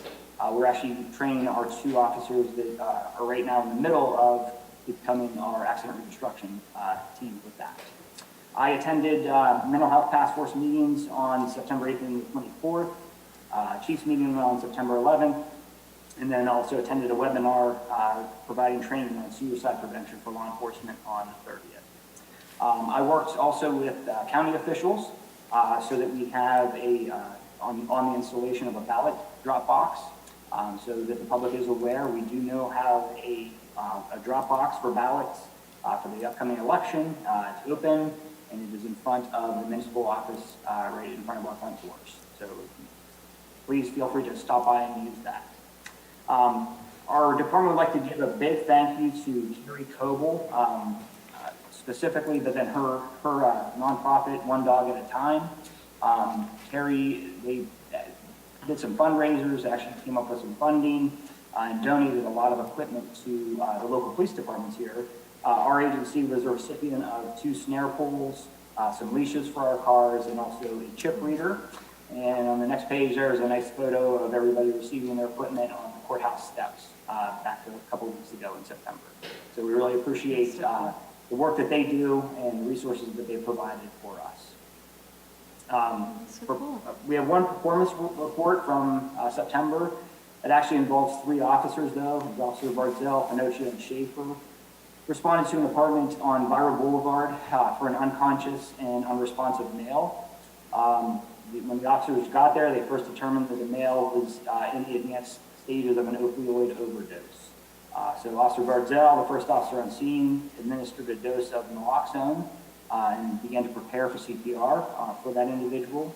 Officer Schaefer and Pinocchio arrived with some more medical equipment, and they did give a second dose of naloxone to that individual. And within a few minutes, he was conscious and was transported to the hospital and was able to survive the overdose. So they did a fantastic job on that. As far as the calls for September, we had a total of 386. which was down actually just 3. We had 389 in August, so pretty equivalent. The most frequent calls for service we saw were for traffics. We had 62 of those, and EMS assists where we had 40 of those. To kind of break down some of the other things that we have here as far as the ordinance related with masking, we had 7 calls for individuals not wearing masks. Of those, 4 that were reported after the fact, the individuals were gone. So we just encourage if folks are interested in calling in, to make sure they call in a timely manner so that we can follow up appropriately. One of those was unfounded. We did give 1 warning to an employee at a business, and one complaint we investigated and found that a business was actually in compliance with the regulations. 3 calls for gatherings. All of them actually was determined that the gatherings were underneath the amount that they were allowed to have. An example, one of them was a birthday party where there was 14 people outside. And ironically enough, we did have 1 complaint about people who actually were wearing masks from an individual that we dealt with that as well. Just to update you as well on our Chick-fil-A traffic, we did have a reportable crash there last Friday evening, about 4:15 or so. There was 2 minor injuries that were reported. But as a result of that, I did follow up again with Chick-fil-A corporate office and with PennDOT. We're actually meeting with PennDOT later this month to do a field study just to see what else we can do to alleviate traffic there. And again, Chick-fil-A corporate office is working on this and trying to come up with some other solutions for us as well. And that is all I have for my reports. Thank you, Chief. And we're actually going to hear from you on the fireworks. Yes. I believe. Any questions for the chief on his police report? Very well done as usual. Well done as usual. Pam is raising her hand. Thank you. Pam Robb has a question. I have a question for Chief. Chief, I had a resident contact me in concern for the Ohio-Penn State football game. I know Penn State has made provisions to not have tailgating, but the resident was quite concerned that it may spill over into our empty parking lots, like to West Weiss grocery store, Walmart, Target, any of the open parking lots that individuals may do tailgating. Are we prepared in case that scenario comes to light? Yeah, so we actually have been in contact. We had a Zoom meeting not long ago with Penn State, their football operations folks, discussing pretty much that exact topic. They kind of went through their plan for their game day. It's not even just the fact that it's Ohio State, and it's their first home game. It's also Halloween, and we also do not know exactly what time it's going to be.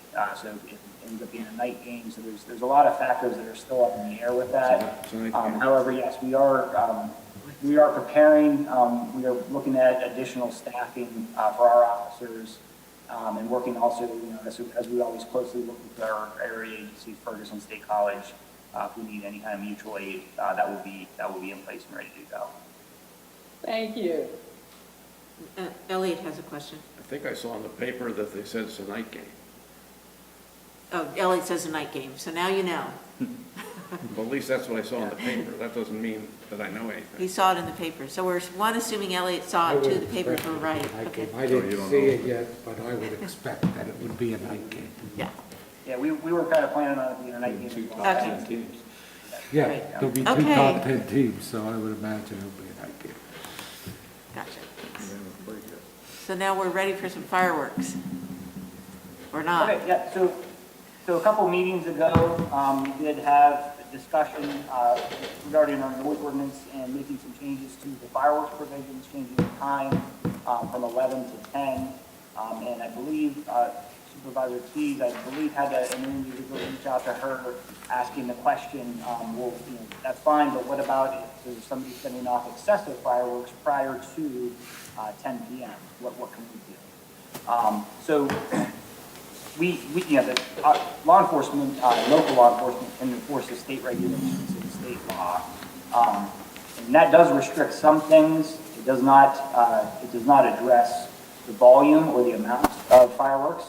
It talks about things like not discharging within 150 feet of an occupied structure, not being intoxicated, not discharging from within a motor vehicle or towards an occupied structure, different things like that. But we would just encourage if anybody ever had an issue where they thought that there was an extreme amount of fireworks being set off, they can call the non-emergency number for the 911 center. We'll have an officer come out. It's going to be dependent upon the circumstances that are present. It could be time of the day, how many calls do we receive, the location where it's at. So there's a lot of things that would be weighed in there. If it's in Park Forest, then we just get one call. Maybe do some research to see what else is going on, if anybody else was disturbed by what was going on. But we would send an officer out to take a look at it, and potentially it could fall into the category of disorderly conduct under the state statute as well. But another consideration also is what type of firework is being used. It's to the point where somebody feels that it's probably excessive. There's chances are that it may not be one that is allowable under the PA fireworks law, which is a Class C or consumer grade. Includes firecrackers, Roman candles, bottle rockets, and similar fireworks like that. But if anybody ever felt that there was an excessive use of fireworks, we would obviously just encourage them to call, and we'll have an officer come out and investigate and take action as appropriate. Great. Thank you so much. Anita here with a comment. Yes, thank you, Nita. I appreciate very much the chief's immediate response. This was a thread of inquiry that came up on next door Park Forest, raised by a resident, and people were starting to comment, and I let the chief know about the question, and he responded immediately, and we were able to post that on next door to respond to that citizen and to direct the conversation that then pursued. So thank you. That was an excellent explanation and very timely. I appreciate how quickly and promptly you responded. Thank you. Great. Okay, any other comments? Thank you, Chief. We can move on now to Public Works. The first item is the Cricklewood, the first and only item under that is the Cricklewood traffic calming update, and I'm assuming that is our esteemed assistant engineer, Alexander Castracini. Yes, Castracini. Either one is fine. I'll be right back. Thank you. This traffic calming effort started in December of 2019 via request of citizen. A table of speeds is shown on the screen in the agenda packet. So we look and we collect data to find out what the 85th percentile speed is for a particular roadway to determine if it's a candidate for traffic calming. In this case, as you can see on the screen, data was collected in May of 19, November of 19, and July of 2020. All of these speeds are in excess of 10 miles an hour over the posted speed limit, so we pursued a traffic calming effort. An open house was held in March of 2020 at Top Trees Resort to discuss most specifically speed humps. Survey was also sent out at that time, and only 23 out of 82 residents, or 28% of the respondents, were in favor of speed humps. Therefore, they were not implemented. Back in June of this year, I got in touch with Mark Hood. He's a local LTAP representative, to discuss other appropriate alternatives for traffic calming for Cricklewood Drive. The alternative we settled on to see what residents felt was appropriate was painted islands with flexible delineators. I thought I would show what the flexible delineator looks like in case there was any questions on that. They have like a base, and if you've seen them before, you can run over them. They would be yellow to match the striping in the center of the roadway. So I wanted to show that. Awesome. So 2 surveys were sent out in September. One was a postcard survey sent to the residents along Cricklewood Drive. It went out to 56 different people. 40% of the people surveyed were in favor. Also with Doug's note here, On the next page, next one. Here, next page, Oh, sorry. there it is. Yeah.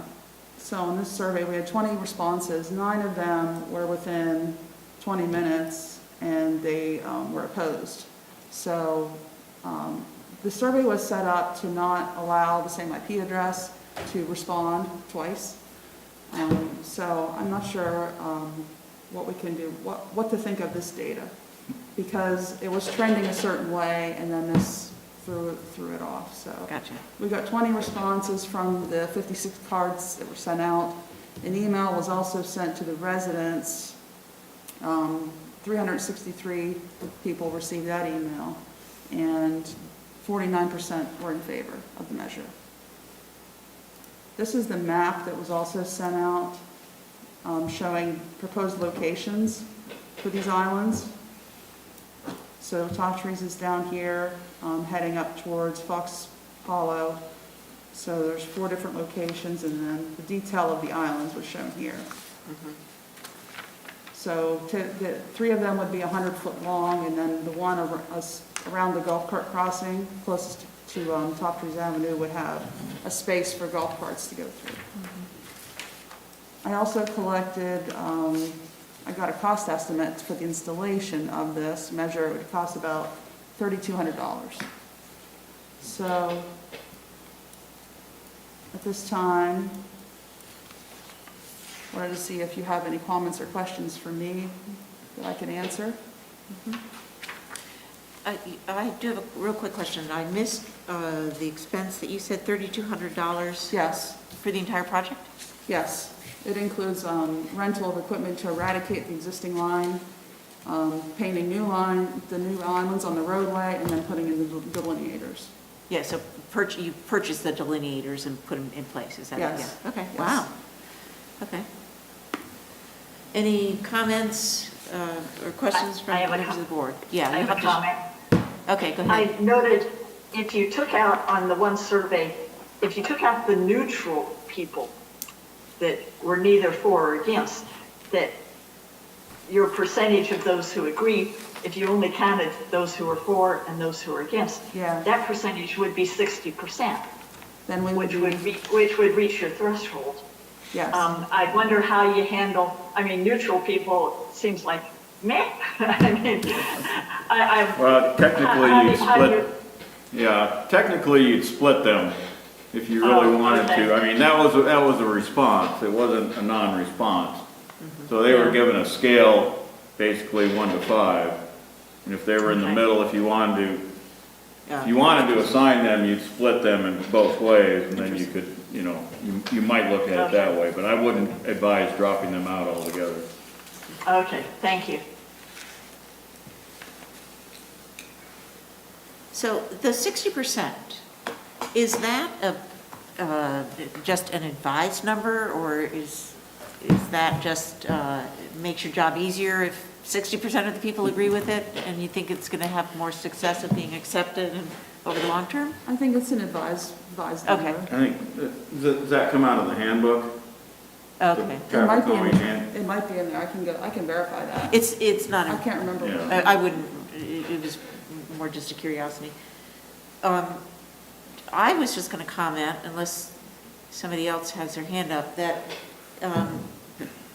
there were a couple of comments about the look of it not being acceptable, which, I think everybody's entitled to their opinion, but I firmly believe that safety trumps aesthetics in this case. And then there was another comment about being an impediment to bicyclists. Yes. Which I thought was quite interesting, because as a cyclist, I actually would feel a little more comfortable if cars went a little slower. So we're only reducing the shoulder by 1 foot. Right. I think it's that's not a choke point. I wouldn't call it a choke point. no, exactly. I think that's adequate. So I think that's almost I would say a moot argument, because I think it's just as dangerous to be a little bit further away. But have the car be going 40 as opposed to a little closer to car going 25. So, yeah, I think. Madam Chair, we also have a citizen here that Oh, probably wants to please. speak to this. Yes, please. Mr. Park? Yes. And you were the original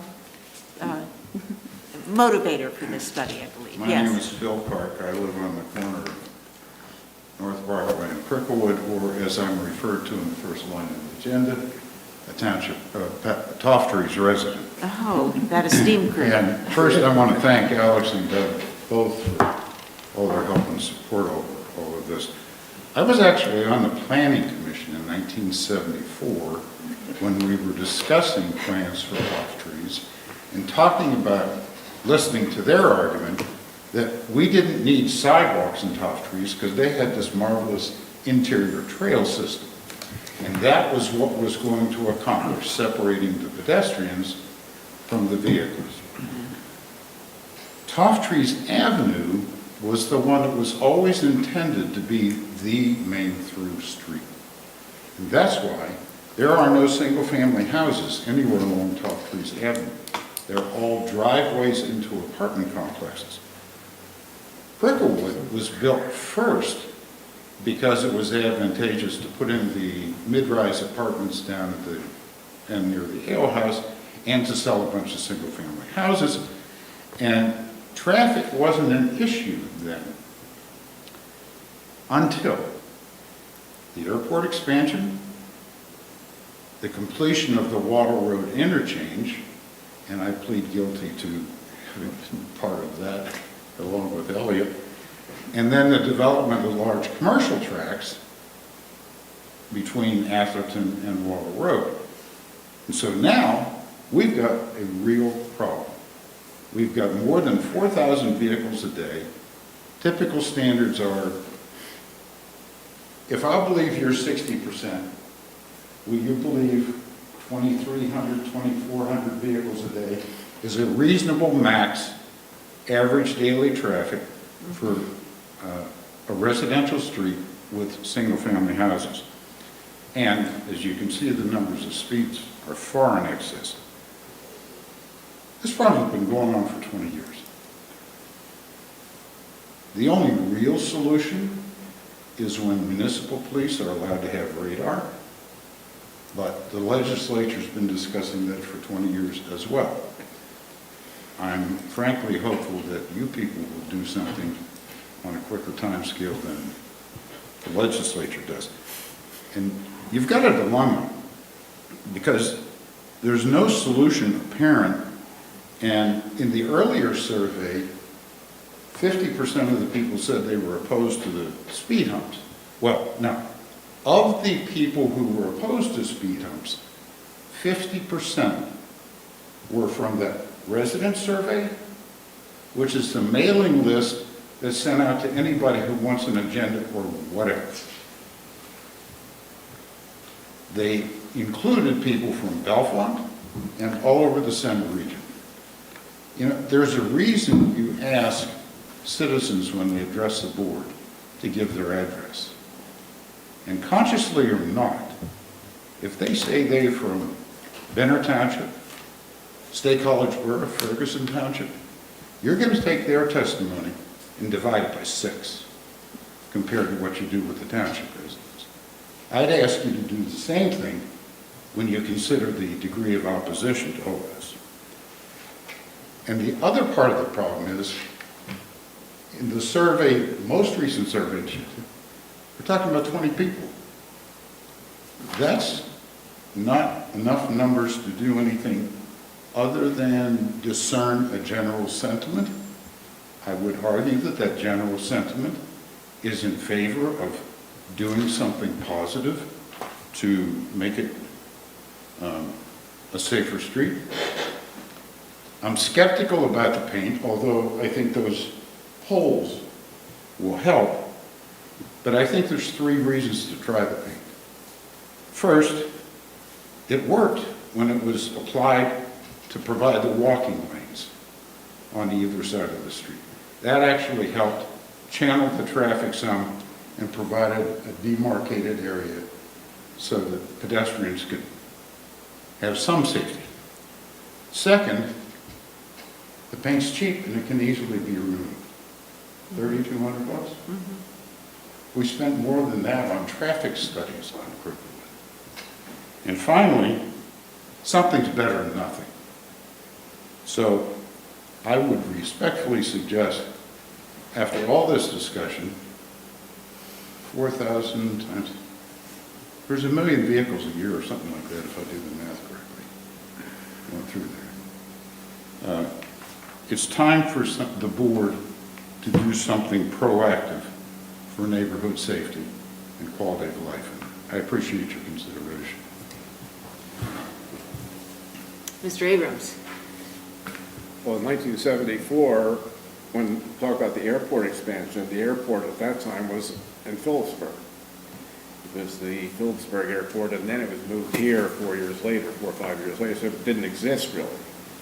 And I agree that something should be done. One thing that I noticed Ferguson Township did on Atherton Street was put wires across as if they were like the kind that the police use for measuring your speed when you're going past those, and they claimed that those slowed the speeds down. If you put them across there like as if they're a speed trap, it has the same effect as the paint does with the narrowing. It doesn't. Those are the tubes just for their data collection. There were counters. Yeah, those are just counters. I know they were counters, but people thought that they were police. They used the same kind of wiring, thick of cable, to do that. Anything that slows people down at the least amount of cost should be the first thing we do, and I agree with doing the paint.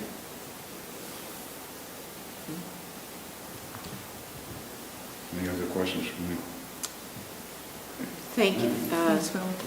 Thank you for bringing this to our attention. Any other comments? I'm looking up to Anita and Pam. Elliot? Yeah. Are we going to make a motion to do something, or when are we going to do that?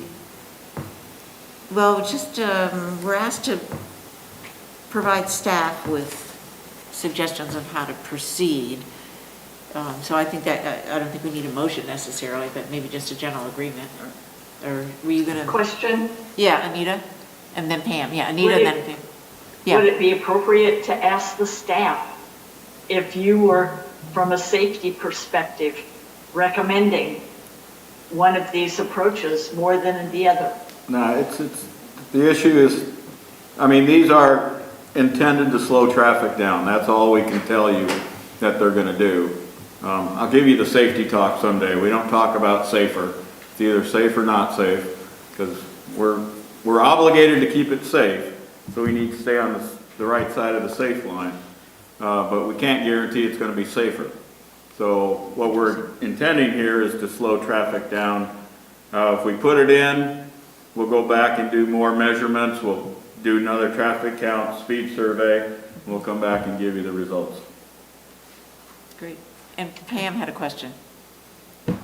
Doug or Alexa, I just have one question. When I was visiting my family, they had the speed signs, but as soon as you passed it, right, and you were doing over the speed limit, there was a bright light, like it was a police car light on that sign. I'm telling you, everybody stopped. Everybody slowed up. They took, they took a look at that sign, and instantly they slowed up. Can we find out how much one of those would cost? Well, first we have to find out if they're permitted in Pennsylvania. Yeah. And okay. then we can find out how much they cost. Yes, so the answer is yes, with the caveat. Okay. Thank you, Doug. Maybe they have one with the sign. That was in New Jersey, or where was that at? Yeah, that was in New Jersey and in Atlanta. Okay. I like that. If we need more specific information, we'll get back to you about the municipality, but we'll check on it. In a way, it's like what they have in Lamont, where they have the the speed thing that tells you how fast you're going, but if you're going above the speed limit by a certain amount, it flashes like police lights. Oh, so there you go. Yes. Right yes, by the mark. yeah. Because red, white, and blue stands for freedom unless it's flashing lights behind you. There you go. Okay. Yes, Mr. Lee. Go ahead. Mr. Park.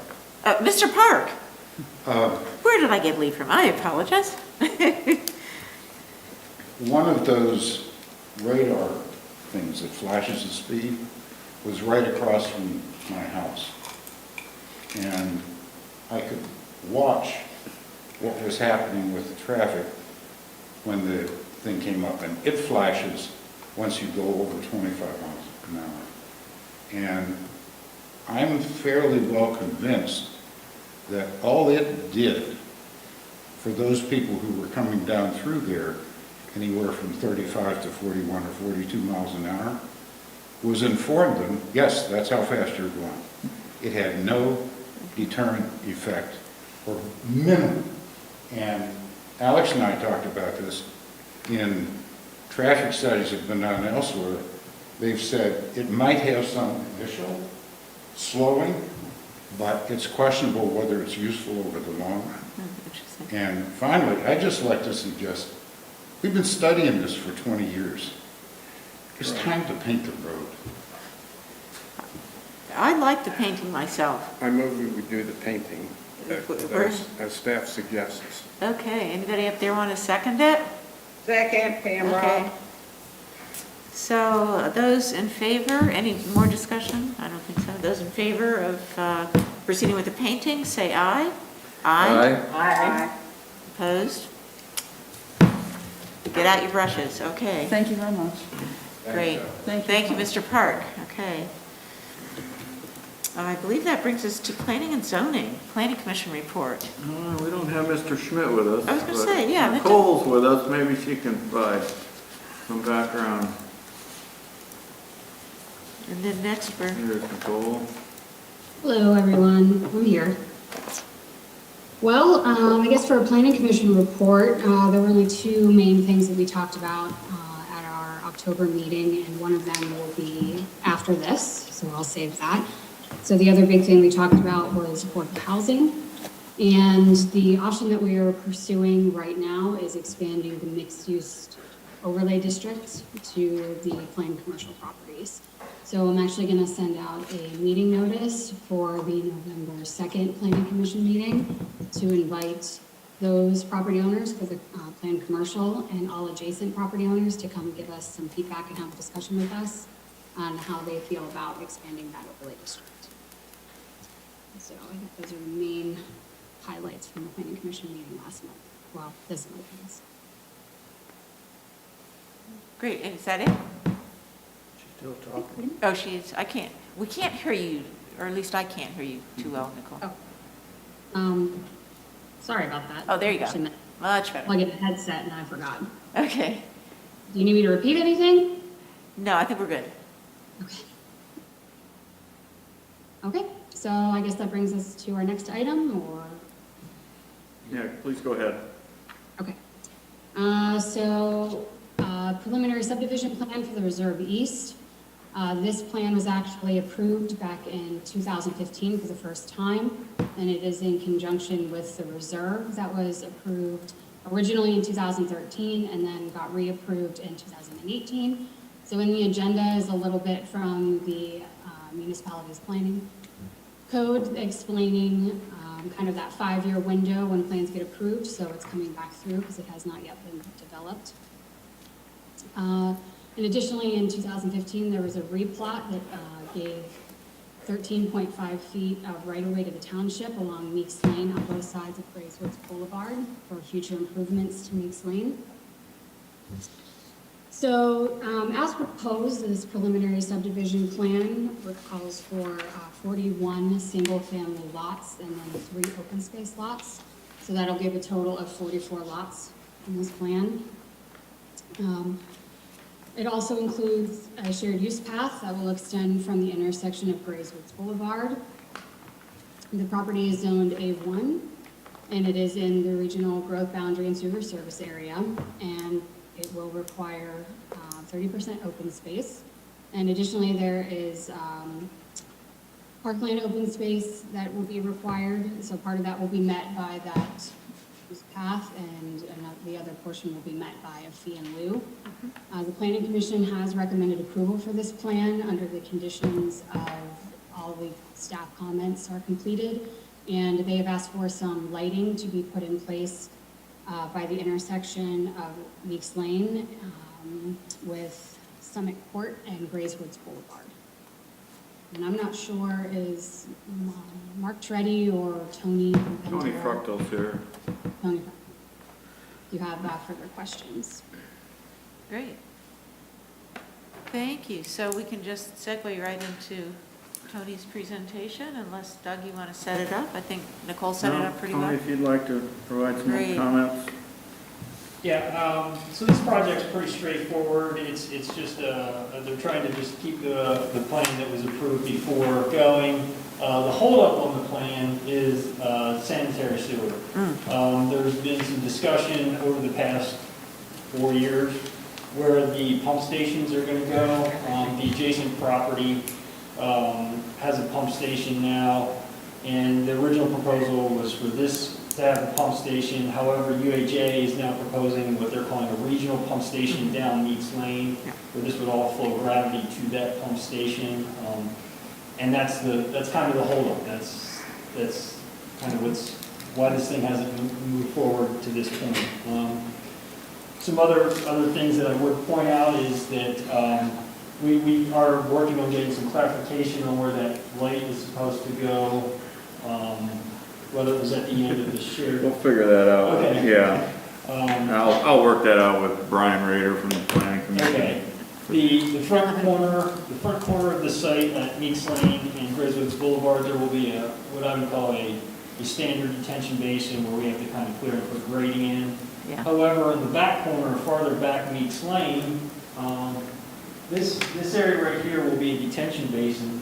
However, the proposal is to just put some berms in there. There'll be a couple berms that go in here. They're only about 1.5 feet high through the woods and vegetation, and to leave it as is, not tear the trees down. I mean, it's a natural bowl area. Just putting those berms in would create the detention necessary. And also the front of the site along this area right here, there's trees and everything there that won't be disturbed. So they're making some effort here to leave some natural trees on the site. Served by State College Borough Water Authority. There's gas, there's electric all along Grayswoods Boulevard that serve the site. Other than that, it's pretty straightforward, just asking to kind of keep the plan going. Any comments? Looks good to me. Anita? Yes, I have a question about the open space and the parkland. It seems you have open space designated in lots 4, 5, and 6. Will there be any actual real park development within the housing area? Will there be a homeowners association that'll develop a little parklet? Or what, could you explain a little more about what your open space 4, 5, and 6 lots will be about? You want me to take that one? Yeah, go ahead. Yeah. Since this parcel is in the A1 district, there's an open space requirement that's in there. For this development, I believe it's 30%. So open spaces then typically are left as undeveloped parcels. In terms of parkland, I don't have all the numbers. With the original approval of this, they'd worked out a parkland obligation. They are going to build a portion of the bikeway that will front along Grayswoods Boulevard. That portion of that fronts their property. I don't remember how long it is, but it looks like it's at least 1,500 feet or so, may even be more. And then they're also providing In lieu contribution. Yeah, a small fee in lieu of, and then they're also providing additional easement area along Meeks Lane for future, also for another future bikeway. So that's how they've met their parkland requirement. As Ms. Taylor had noted in when we were talking about our township parklands plan, we've concluded pretty much that we have sufficient parkland in Patton Township. For this parcel, just the if you go caddy corner across Meeks Lane and Grayswoods Boulevard, you're at Graysdale Park. Yeah. If you go probably a half mile, well, less than that, you can go a quarter mile, probably get you to Grayswoods Elementary School, which has a recreational facility. A little further down, you've got Grayswoods Park. So over the last 20 years, we have found that if we concentrate on slightly bigger parks than what we have currently and adding improvements to those, we really get a lot more bang for our buck than trying to do small top lots. What we found is in mostly single-family neighborhoods, families prefer to provide their own swing sets and stuff in their backyard, and they too like to see more improvements in bigger parklands. So that's kind of the approach we've taken for at least the last 10 years, is to negotiate for funding to help on those parks, and then again, over the last 10 years, we've probably negotiated more right-of-ways for bikeways throughout the area. One of the significant new ones that developer just installed was from Meeks Lane down to Carnegie, or Meeks Lane down to Gaynor Road, or Scotia Road, that the Grayswoods Partnership put in starting last year and finished up this summer. So that's the dissertation on parkland. Thank you. That's helpful to understand. Thank you, Doug. Elliot? Yes. That's the procedure we use where there's water and sewer available. The other A1 requirement has always been that we used to have 10-acre lots allowed, and then we restricted that you could only use half that ground, and the half had to be set aside. And it doesn't apply right here, but I think... Yeah, well, there's still the 30% requirement. Since, yeah. I'd like to see the board at some point consider rescinding that and go back to the 10-acre lots, but that's for another day. Great. I have just one comment. 1 acre lots, I think. I was going to say 10. I'll do that. Just one comment about what will end up being the retention basement. Yes. There are trees that like a wet foot more than others, red maple and sweet gum. So just FYI, if the trees, you can pass it on to the neighbors. I guess it's not your problem, but. I will let them know. Whatever. Thank you. Yep. Yes, Dan. I'll move that we conditionally approve this Thank you. plan. Second. Okay, we got a second up here? Great, thank you. Oh, yes, so we need to vote on it. Any more comments? If not, those in favor of the motion to accept this plan, Aye. conditionally accept it, say aye. Aye. Aye. And Aye. opposed? Great, thank you very much. Thank you. Thanks, Tony, good to see you again. Okay, we're on to the administration part of things, and Doug and Larry, I'm guessing, are The going to... highlight of the evening, Cool. Mr. Pegger is going to go through a short presentation on CIP, and then we'll open it up for comments. Okay. Yeah, so for new members of the board, this is a presentation, is the capital improvement plan, and this is a tool that we use for planning for future projects. We look at major capital projects and decide how we're going to fund them, and whether we should pay for them as we go, when the timing of them, and whether we can afford to do them. So it looks at each project. Doug and I look at each project, and we determine whether we are able to continue with them or hold off until the future. Doug makes a recommendation, and it consists of two parts. One is the capital projects and significant increases to operational expenditures, such as staff increases. And the second is a forecast of real estate tax rates to meet these requirements. In this report, we have some ongoing projects that have been going on. The police records management system, even though we have an amount in there, I think it falls into 2022 or 2020, I can tell you exactly. It falls in, I think, 2022. We're going to be looking at what we're going to do with the records management system, which just hasn't gotten what we wanted out of it originally. We continue with bikeway development, MS4 stormwater projects, the Burnell Fox Hill Road intersection improvements, which are ongoing, Toftree's quarter improvements, which we've done some preliminary work in 2020, will continue on in 2021.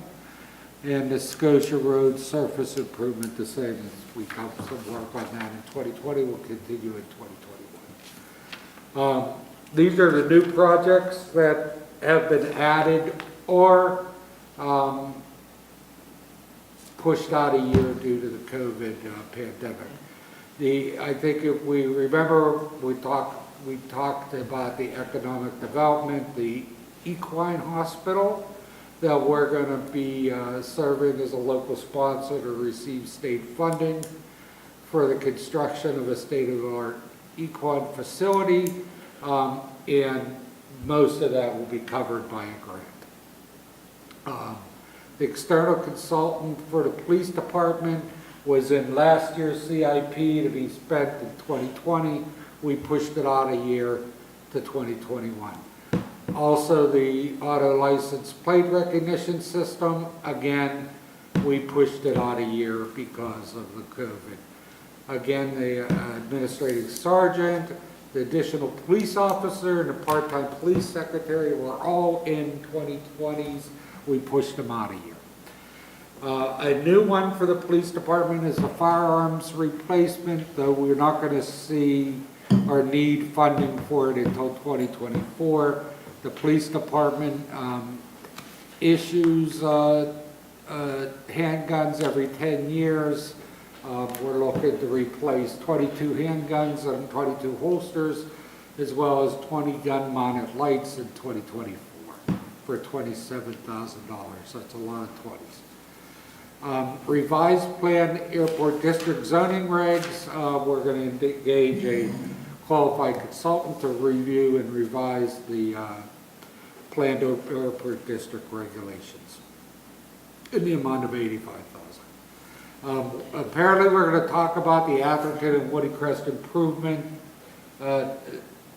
intersection improvements at next meeting, so I'm going to leave that down to you. We're going to look to replace our Toyota Prius with hopefully another hybrid or electric vehicle or some other alternative fuel vehicle. But we're going to investigate a grant or rebate to help pay for that. We're going to replace the pole that was hit in 2019 by a motorist at Fox Hollow, Toftree's intersection. We received some money through insurance, and then we're going to pay for the rest of it out of general fund. We're going to do some work on Viro Boulevard to bring it up to meet township standards. And works include some drainage, some new pavement, and some new bus pull-offs. And finally, this was work, the Upper Joliet Pike and Rose Drive culverts. We received money back in 2017 through FEMA based on the flood we had back in October of 2017, and we're going to replace those culverts using that money. In this CIP, I have included, for the first time since I started working here, a 1/10 of a mil increase in 2021 and a 1/10 of a mil increase in 2022 to cover cost increases and the projects that we've added. The projected cash year-end balances in 2020, we're looking to have a balance that's 33.7% of expenditures. 2021 would be 24.8. In 2022, it dips to 7.2. In 2023, it goes up a little bit to 9.7. 2024, it's 12.3. In 2025, it's 11.3. Now, Dan had asked me to look at it without the 1/10 of a mil increase in 2021 and 2022. If we do not do the 1/10 of a mil increase in 2021, we would come in with a 15.9% in 2021, but a negative 0.7% in 2022, a positive 0.7% in 2023, a 3.4% in 2024, and a 2.8% in 2025. Now, the problem with those numbers is they're all much lower than our 8 to 12% that we look at to finish the year and to pay for continuing operations. So, even though that we probably don't need to make the 1/10 of a mil in 2021, we would have to double it and make 2/10 of a mil in 2022, and I felt that if we spread it over the 2 years, it's at least a little easier pill to swallow for our residents. Yes, Elliot. I guess normally I'd agree with that, except that I really don't think that in view of the way this year has been, the tax increase would go down very positively at all. And the other thing is that, and this year is totally different. In past years, how many times have we actually come in at the end of the year with less of a balance than we thought, or more? I think most of the time we wind up with more because of your excellent execution of the budget and the planning. But so I think there are a couple of reasons why not to do one next year, but to announce that maybe we are going to the following year. But we'll see how that goes. I mean, suppose if everything returns to quote unquote normal next year, maybe it's not needed. Maybe things get worse. Yeah. And then that is an issue, because I don't think we've seen the last of the financial effects of the pandemic. I think we'll continue to see that in 2021. I'm not sure what exactly they're all going to be. It's definitely going to be an earned income tax and LST tax, but it could be in money we receive from the state. It could be in LOT funds. We could see more financial constraints in 2021. But, you know, you guys can make the decision. You're going to have to take the. We can hold off and do something in 2022. Can you put up that slide again? Go back one that showed the millage, the one just before that. Yeah. The millage. One more. Yes, there. I've just right. The recommended. Oh, and it's down here. That's where I could read it. Okay. I mean, can you do a 0.5% increase? Yeah, we can. Just can't. by tradition, we've always done, On one? we've kept it at 1/10 of a mil, Yeah, but there's yeah. nothing, There's nothing Okay. to stop us. Okay. that's just Going our out as tradition, well. yeah. And then, since I'm fairly new at this whole just supervising process, does millage ever go down? You know? Yes. Okay. Yes, it could No, go you don't down. make any Yeah, promises. It yeah, certainly haven't could done go it down. for 10 years.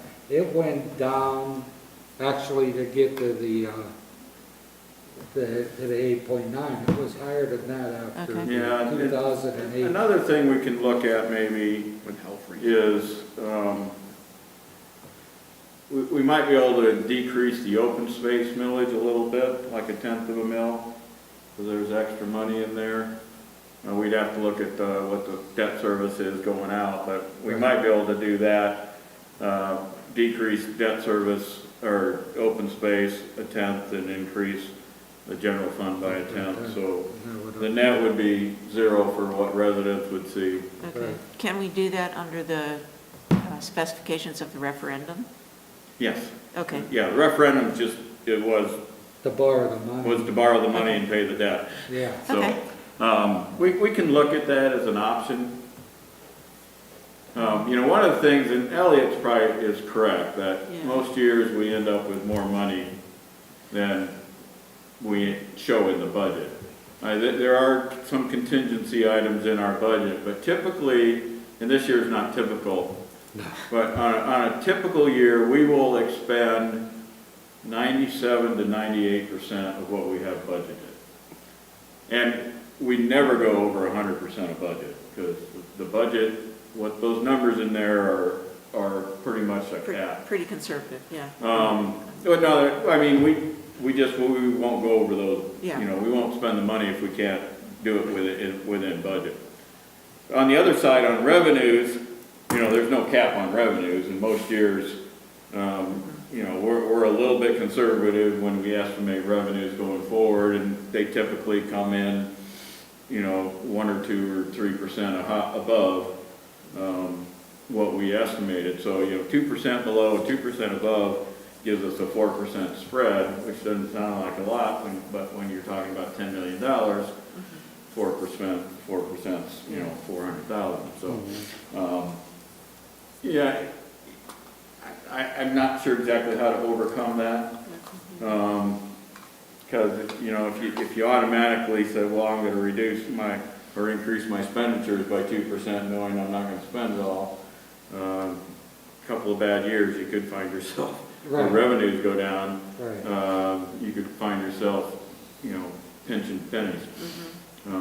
So you know, Elliot's correct, but it's that last 2 to 3 to 4% is really hard to, really hard to deal with. And I think he's also correct about the timing of this, given the And especially since we economic- loosened the purse strings a little bit on the park idea. Yeah, hardships. I mean, we wouldn't do that if we,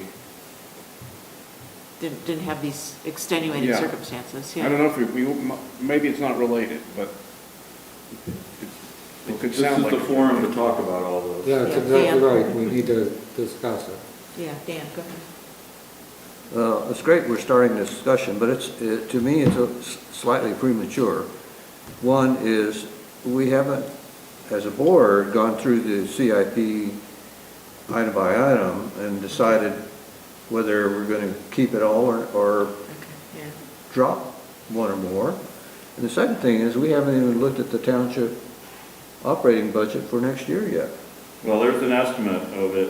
I know, this is just an estimate, of but we the still budget. have to go through the township budget. Okay. You're right. And we may make changes then Okay, as gotcha. well. So it seems to me that the time to decide about whether or not to do a tax increase comes at the end of the whole process. Oh, yeah, oh, yeah. So I mean, you're not tied into the tax increase based on the CIP. It's just, that's. It's your projection. Yeah, it's the estimate that we've made. And thank, again, Larry, for your work in giving us the details on if we didn't raise taxes, what would the projected ending balance be? To me, that's very helpful Okay. As you can see, in 2022, we have a substantial amount coming out of general fund, $1.9 million, almost $2 million. Yes. And your projections, I'm sure, include the projected revenue that we would get from construction that's anticipated to occur and Yes, occupation of buildings. That's correct. with taxes. It includes a projection on what the assessed value would go up. Ah, gotcha, that's, okay, thank you. I don't know of any large projects that are. Penn Highlands. That's What- it, but. What'd you say? I mean. Penn Highland, yeah. Oh. But that just came in today. Yeah. So I mean, they won't start paying taxes for at least 2 years. Oh, yeah. Well, Patton Crossing, but Yeah. when's the Aldi, whatever. Yeah. Okay. No, I mean, Larry looks at real estate and we look at the history going back and we try to project forward. Correct. Yeah, we generally don't try to bake big projects in because, You never know. you know, until they open the doors and start business, you never know what's gonna happen. So I kind of start with what I did at the mid-year report where Gotcha. I estimated what, you know, because that gives me a trend and Right. I use those trends. Okay. Thanks. So,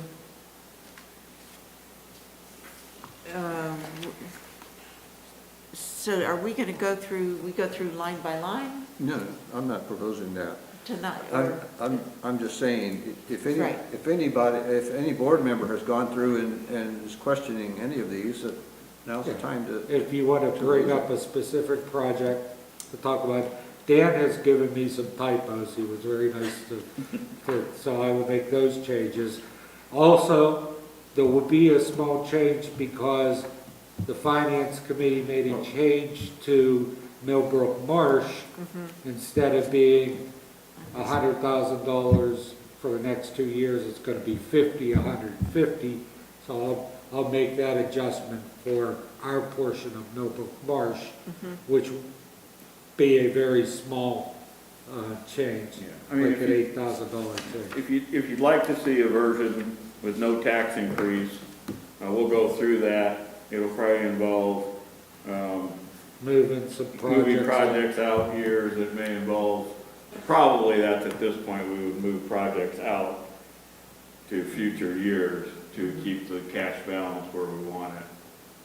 If you'd like to see that option, we can do that and bring it back at the next meeting. We'd probably drop, or we'd push them out a lot further than 2025 because. And we're we're gonna have. We're also some going to have kind to of- include the expenditure to support the Whitehall Road Regional Park. Yeah, So that's not. Yeah, well, we don't know what We that don't is. even know what that's No, going we to be. don't, but Yeah. we've just agreed that Yeah. we're So, gonna support I it. mean, we'll try to plan around that a little bit, but until Okay. we know, If the debt service remains the same, the Whitehall Road Regional Park's already in. yeah, it won't make any, Oh. if you keep Sure. the annual Keep the amount debt payment, service Yeah, the depends on what we same, it's decide. already Okay. in there.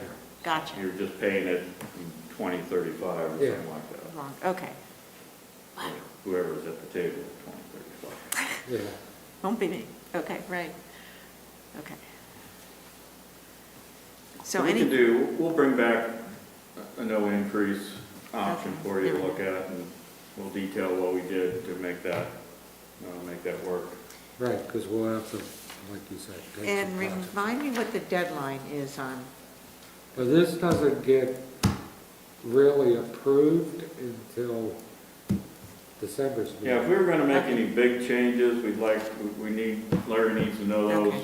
in the next, Before probably in the next three weeks. So that's, I'm just putting this on my calendar in case. Yeah. anybody Yeah, so wonders. probably at the next meeting, Okay. like I said, we'll bring you something that works without an increase. We'll let you know which projects got pushed or dropped. And then, Okay. in, second Wednesday in November, we'll do the budget presentation. Okay. So that'll be the first, and then the third Wednesday in November, we'll have the required public hearing on the budget. Third. Okay. And then in our December meeting, we would do final approvals for everything, so. Gotcha, okay. Yeah, I was thinking we had we have a triple meeting in November as opposed to October. Correct, yeah. The second one is budget only. Nothing but budget. The third sometimes. It typically doesn't last too awful long. And then we'll take care of regular business on the first and third Wednesdays. Gotcha, okay. Great. So I guess we're okay to move on to Yeah, we have direction and. the PML? Yeah, we'll work on that. Okay, Get it thank back you. to you in the next meeting. Yeah, so the Pennsylvania Municipal League, the Leadership Virtual Summit is coming up October 29th to 31st. I know that already Dan and Pam have expressed interest in attending. I'm not certain my schedule will be able to fit it in, but I'm going to look at it. Anyone else, Elliot or Anita? I guess we don't need to know until the 28th, right? Well, October. as soon as you can, let me Okay. know. I can't remember, it's $75, I think. Oh, okay, but we now need to look at the resolution, well, we need to discuss who will be, I guess, carrying the vote, designate a member to be the voting delegate, and then we need to look at the resolutions. So. Can I designate Dan?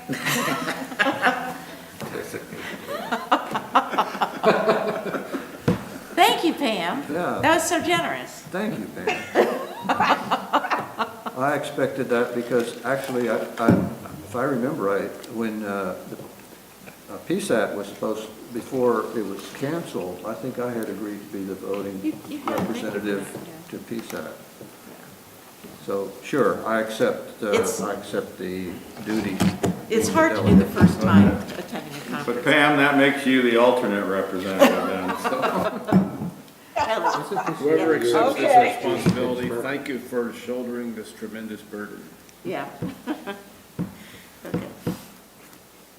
So, I'll just thank have you, to Dan. collect- for- I need to collect some signatures for that, and I'll do that after the meeting. Okay, but then we want to go through the resolutions, and I would suggest that we all refer to this handy-dandy grid that Doug has provided with the handy-dandy recommendations in the next to last column that are his recommendations, and that rather than discuss each resolution, that we simply kind of say whether we support it or not, and if we don't support it, then move on to the next one. Anybody has questions? Are people agreeable to that? Sure, go ahead. Okay, so we'll start with the First Amendment. Doug recommends supporting it. I recommend supporting it. Anybody? Fine. Yeah, fine with me. Anybody have any objections? Okay. Second is the police policy, reaffirmation of previous PML efforts. Doug supports that. I support it. I support it. Anyone not? Okay. We're going on to the third item, which is the post-employment benefits, the OPEB.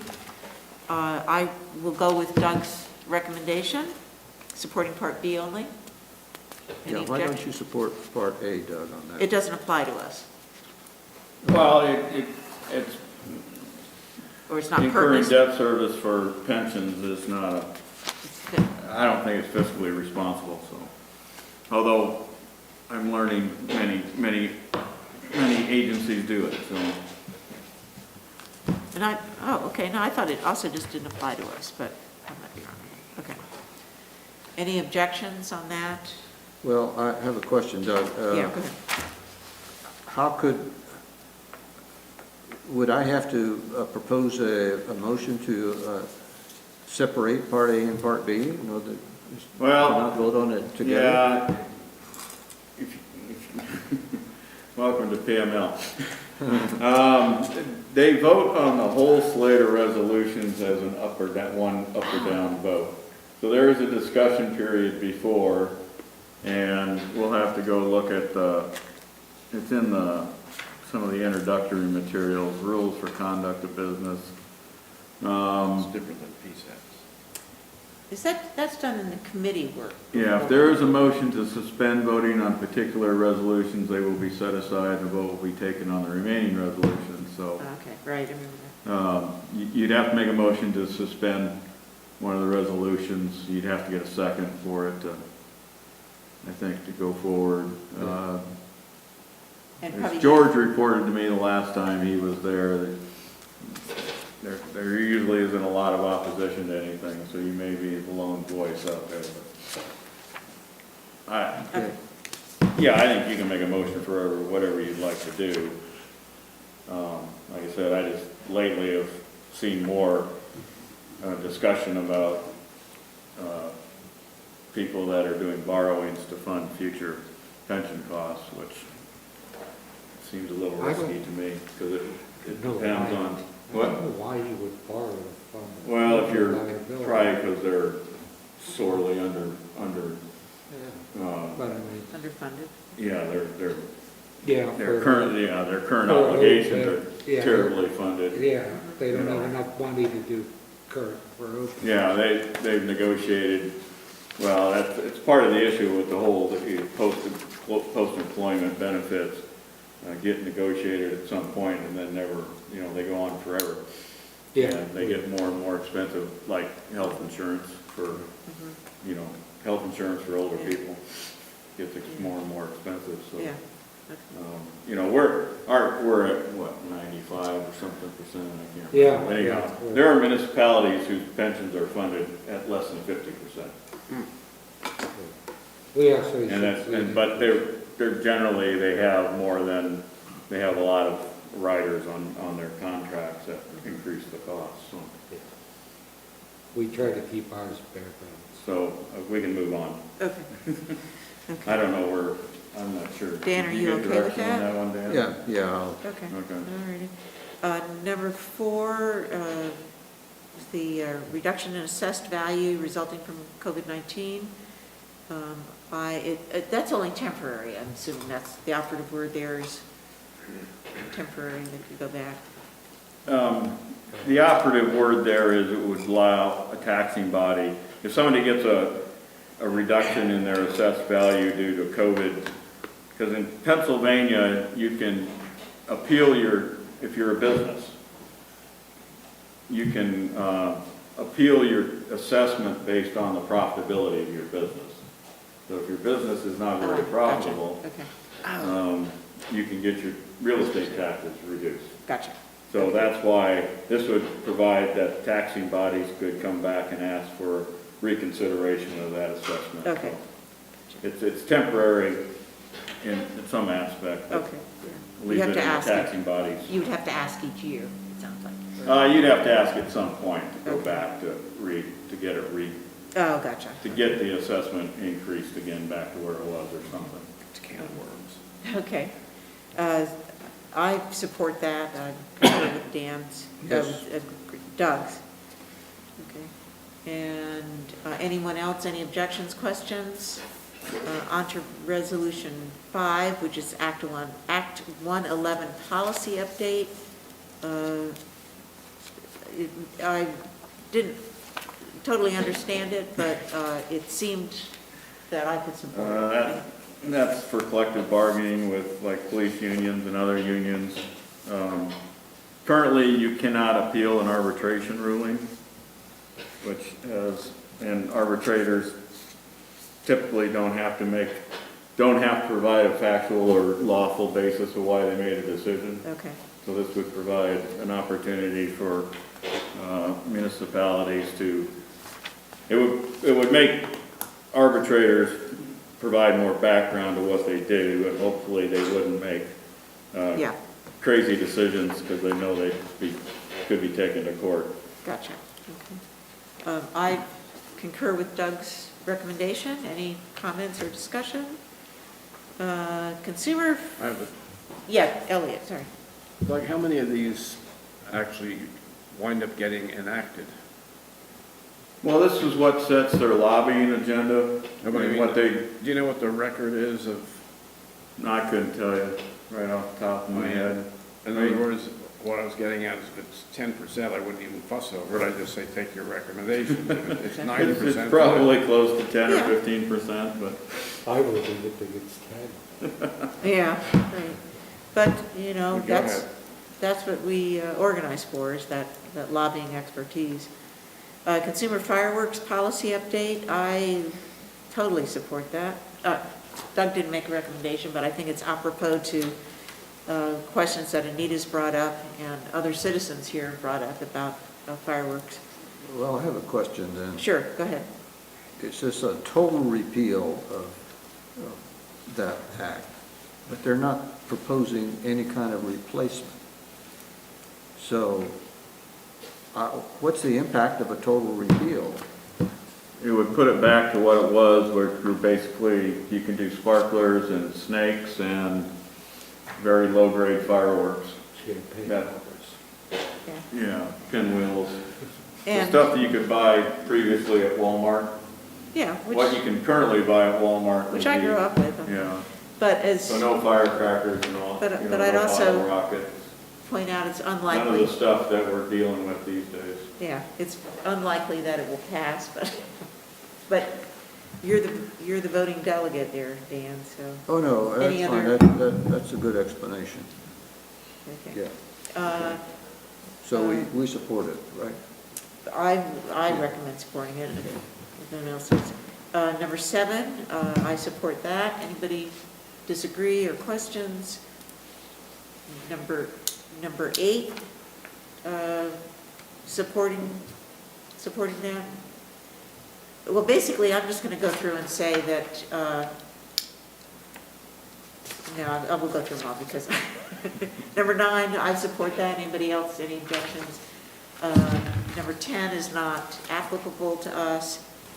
The one that I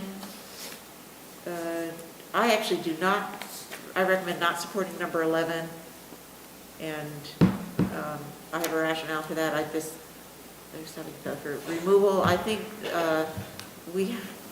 I just think it can be abused. It can be used for political gain, ganging up on somebody, and I think we have something called elections every 4 years or 6 years that takes care of that. I know it's an annoyance. So that's my 2 cents on that. Well, let me But make other a people comment on may have that. different opinions, yep. We're talking about chronic absenteeism and dereliction of duty. Now, what do you have against that? I don't, I just have, it can be very objective. If people say somebody's coming to a meeting and they're not doing anything because they're just sleeping or whatever, I think, I can see that happening, so, I don't know, that's, if you guys want them to lobby for a system that allows us to remove elected officials, I'm fine with that. Okay, well, look, Yeah, go ahead. our term is 6 years. Patton Township term is 6 years. Yeah, And if I suddenly decide, you know, I want to keep getting paid by Larry, oh, there you go. keep receiving that income, even though it doesn't matter in my personal life The whether I get it or the huge not. amount. But I'm just, I'm just saying, okay, so I stopped coming to meetings, and I don't go to the COG committee meetings I was assigned to, and to me, that's chronic absenteeism and Yeah. dereliction of duty. It has nothing to do with politics, whether someone's trying to get rid of me or not. Currently, there's no mechanism to remove somebody. True, I'm fine going with that. I could see somebody saying, well, you certainly come to all the meetings, but, Why do we burn that bridge when we come to it? because we're just having to make a recommendation. I'm fine if we support it. I'm just giving my 2 cents here. Come up with some kind of mechanism. I agree that there should be some mechanism, but I mean, in 35, 40 years, I've never seen it. Well, they're just asking us whether we want to support it, so I'm just, I've seen in other more competitive areas attempts to remove people. But so. if you feel we need it, No. I'll go for it. I'll go with the majority. I just really wanted to say my 2 cents there. I felt that was my duty, so. Yeah. Okay, so we can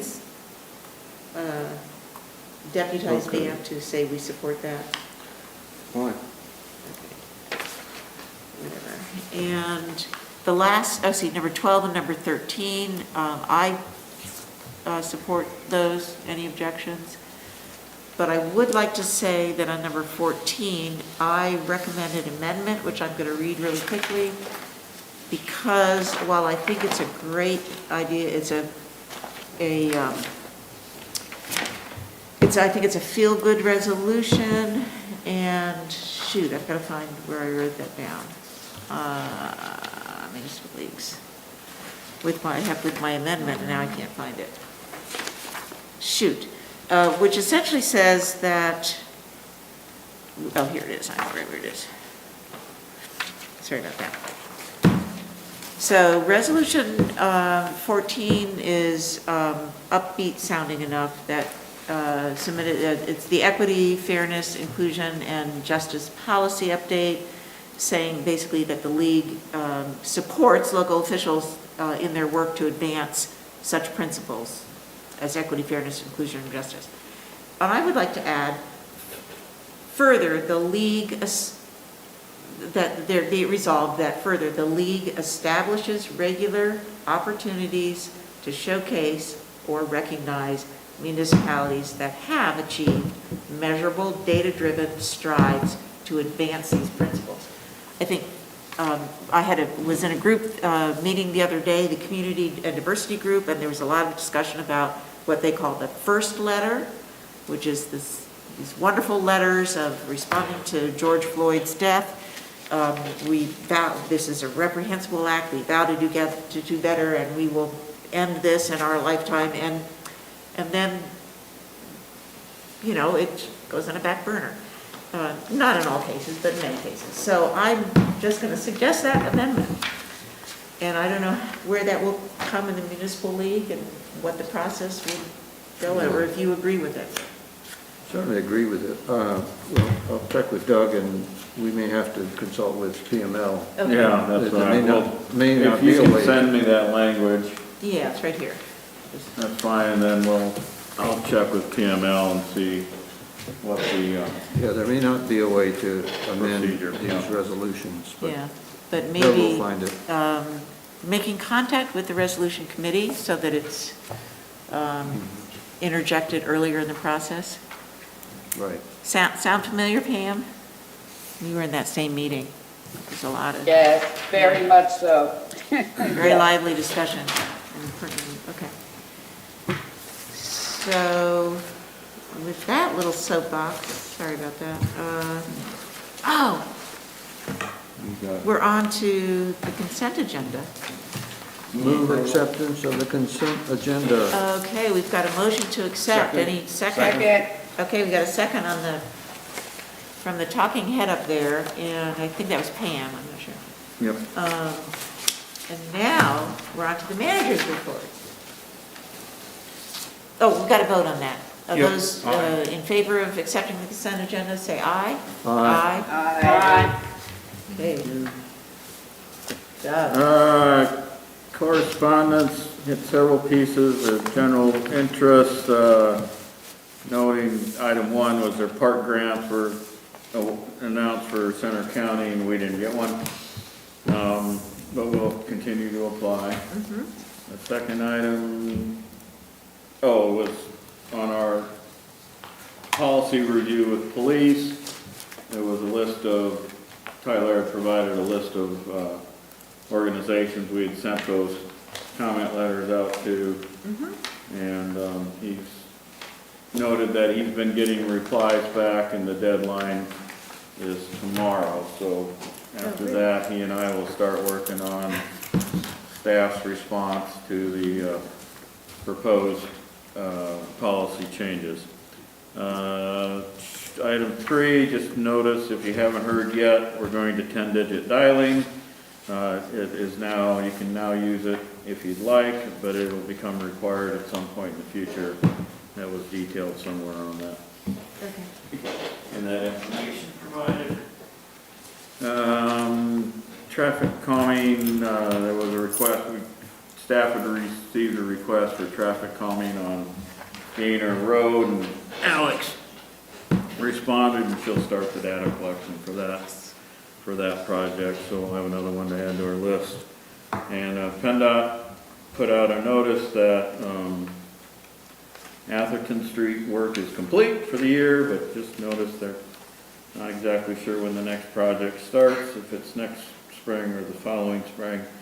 But remember, they still have to go from where they stopped this year all the way to the south end of town. So that's the correspondence. Now, one other thing, census. There was a notice came out today from Census. You have one more day to reply if you haven't. So it's open till midnight tomorrow. So if you have not replied to the census, let them know how many people lived at your residence on April 1st of this year.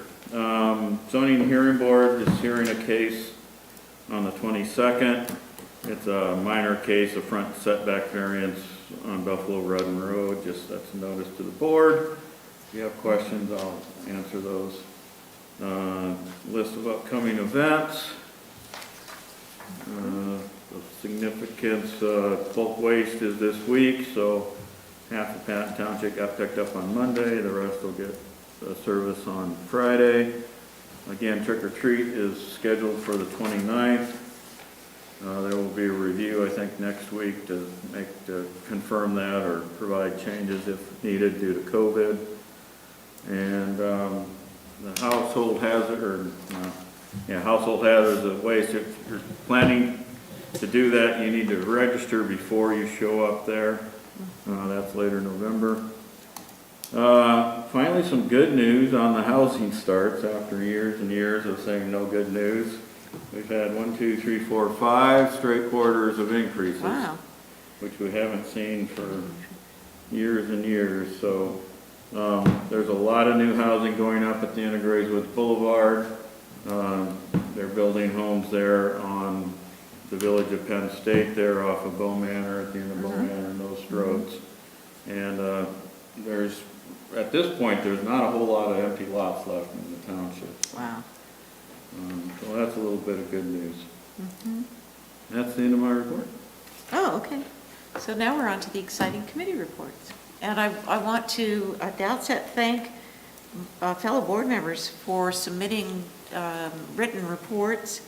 I actually enjoy reading them ahead of time because by this time of night I'm actually kind of tired. So I don't have to think to give one. So I think everybody who had to or was asked to gave one. I didn't see one for the I'll go through and list those actually just for our viewing audience. So the solar power purchase agreement working group, I submitted a report for that. Public services and environment, again, I was the author of that. Transportation and land use, Pam Robb submitted a report. And these are all attached to our agenda. And I'm going to skip then to finance. Dan Trevania submitted a report. Public safety report will be next week. And then on to, we've also got authorities and commissions that are included in this section. So we got something from the Spring Creek Watershed Commission. We got something from the Center County Metropolitan Planning Organization from Pam Robb, thank you. And also something from the Center County Airport Authority from Mr. Downsborough. Thank you, Mr. Downsborough. I note that, did we get something from the State College Waterborough Authority? We usually do get something. No, but I'm sure, I think they... Did they not meet yet? Or maybe, okay. I can't remember. It's And then usually the the middle other- of the month they meet, so. The other one, the ad hoc committee. Yeah, that's my fault. I didn't Oh, that's send my fine. report. No, that's fine, Larry. I didn't mean to put you on the spot. I That's just want to make okay. sure I didn't leave you out. I could send it to you, but I didn't if send you you want one me to because we go. hadn't met yet. What? I didn't send you one for exec because we hadn't met yet. Because you haven't met yet. I knew that. I wasn't going to. I counted them. Go ahead. So do you want me to go over my report? Sure, Okay. sure. Yeah. I didn't mean So- to single you out, Larry. The first thing we did in the facilities committee was we had an update on the projects, and they've issued the job, the ad for the job of a facilities coordinator. They're hoping to do interviews in November and hoping the new coordinator starts in early December. Millbrook Marsh Nature Center, there's a study set for later this month. The code renovation project, they're gonna move in around the 15th of this month. The COG building work, we got a quote received on the jam liners and screens, and the jam liners came in at about $15,000. The screens came in at about $1,500. What was the first item you said? Jam liners, the window jam. Oh, yes, gotcha. they line the jam, so they need to replace those, Okay. so they're definitely gonna replace those. Gotcha. They're checking with code to see if the screens are required. They're gonna replace the jam liners at the end of November.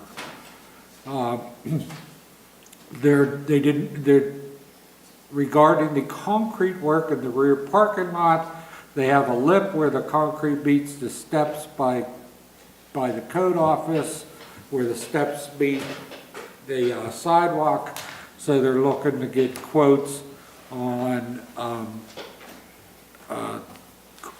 fixing that lip. Somebody apparently has fell back there on, tripped on there, and they want to get that fixed. Cool. One of the units, HVAC units for the forum room has failed, so they received 3 bids to repair or replace those. The decision was made to repair the unit, which is about $2,500. The cost to replace it was about $7,700. They need a new fan coil and regassing the unit, whatever that means. It will be difficult to remove and replace the new one because the construction of the building, they didn't allow for any room to take these units out or put new ones in. They're going to look at the HVAC system for the whole building regarding an indoor air quality issue. Once they reopen the whole building up, the problem is that the equipment is 20 years old and air quality is more important today, especially because of the pandemic, than it was 20 years ago. They're also looking at the HVAC and air quality at the library. We then talked about the Patton Township Fire Station Condition Report, which they talked about the parking lot, but we're already on schedule to overlay the parking lot probably in 2023. They supposedly have forwarded that report to Patton Township, and we're going to look at it. They're going to get an RFP for mechanical engineering and electrical engineering for the lights inside the building.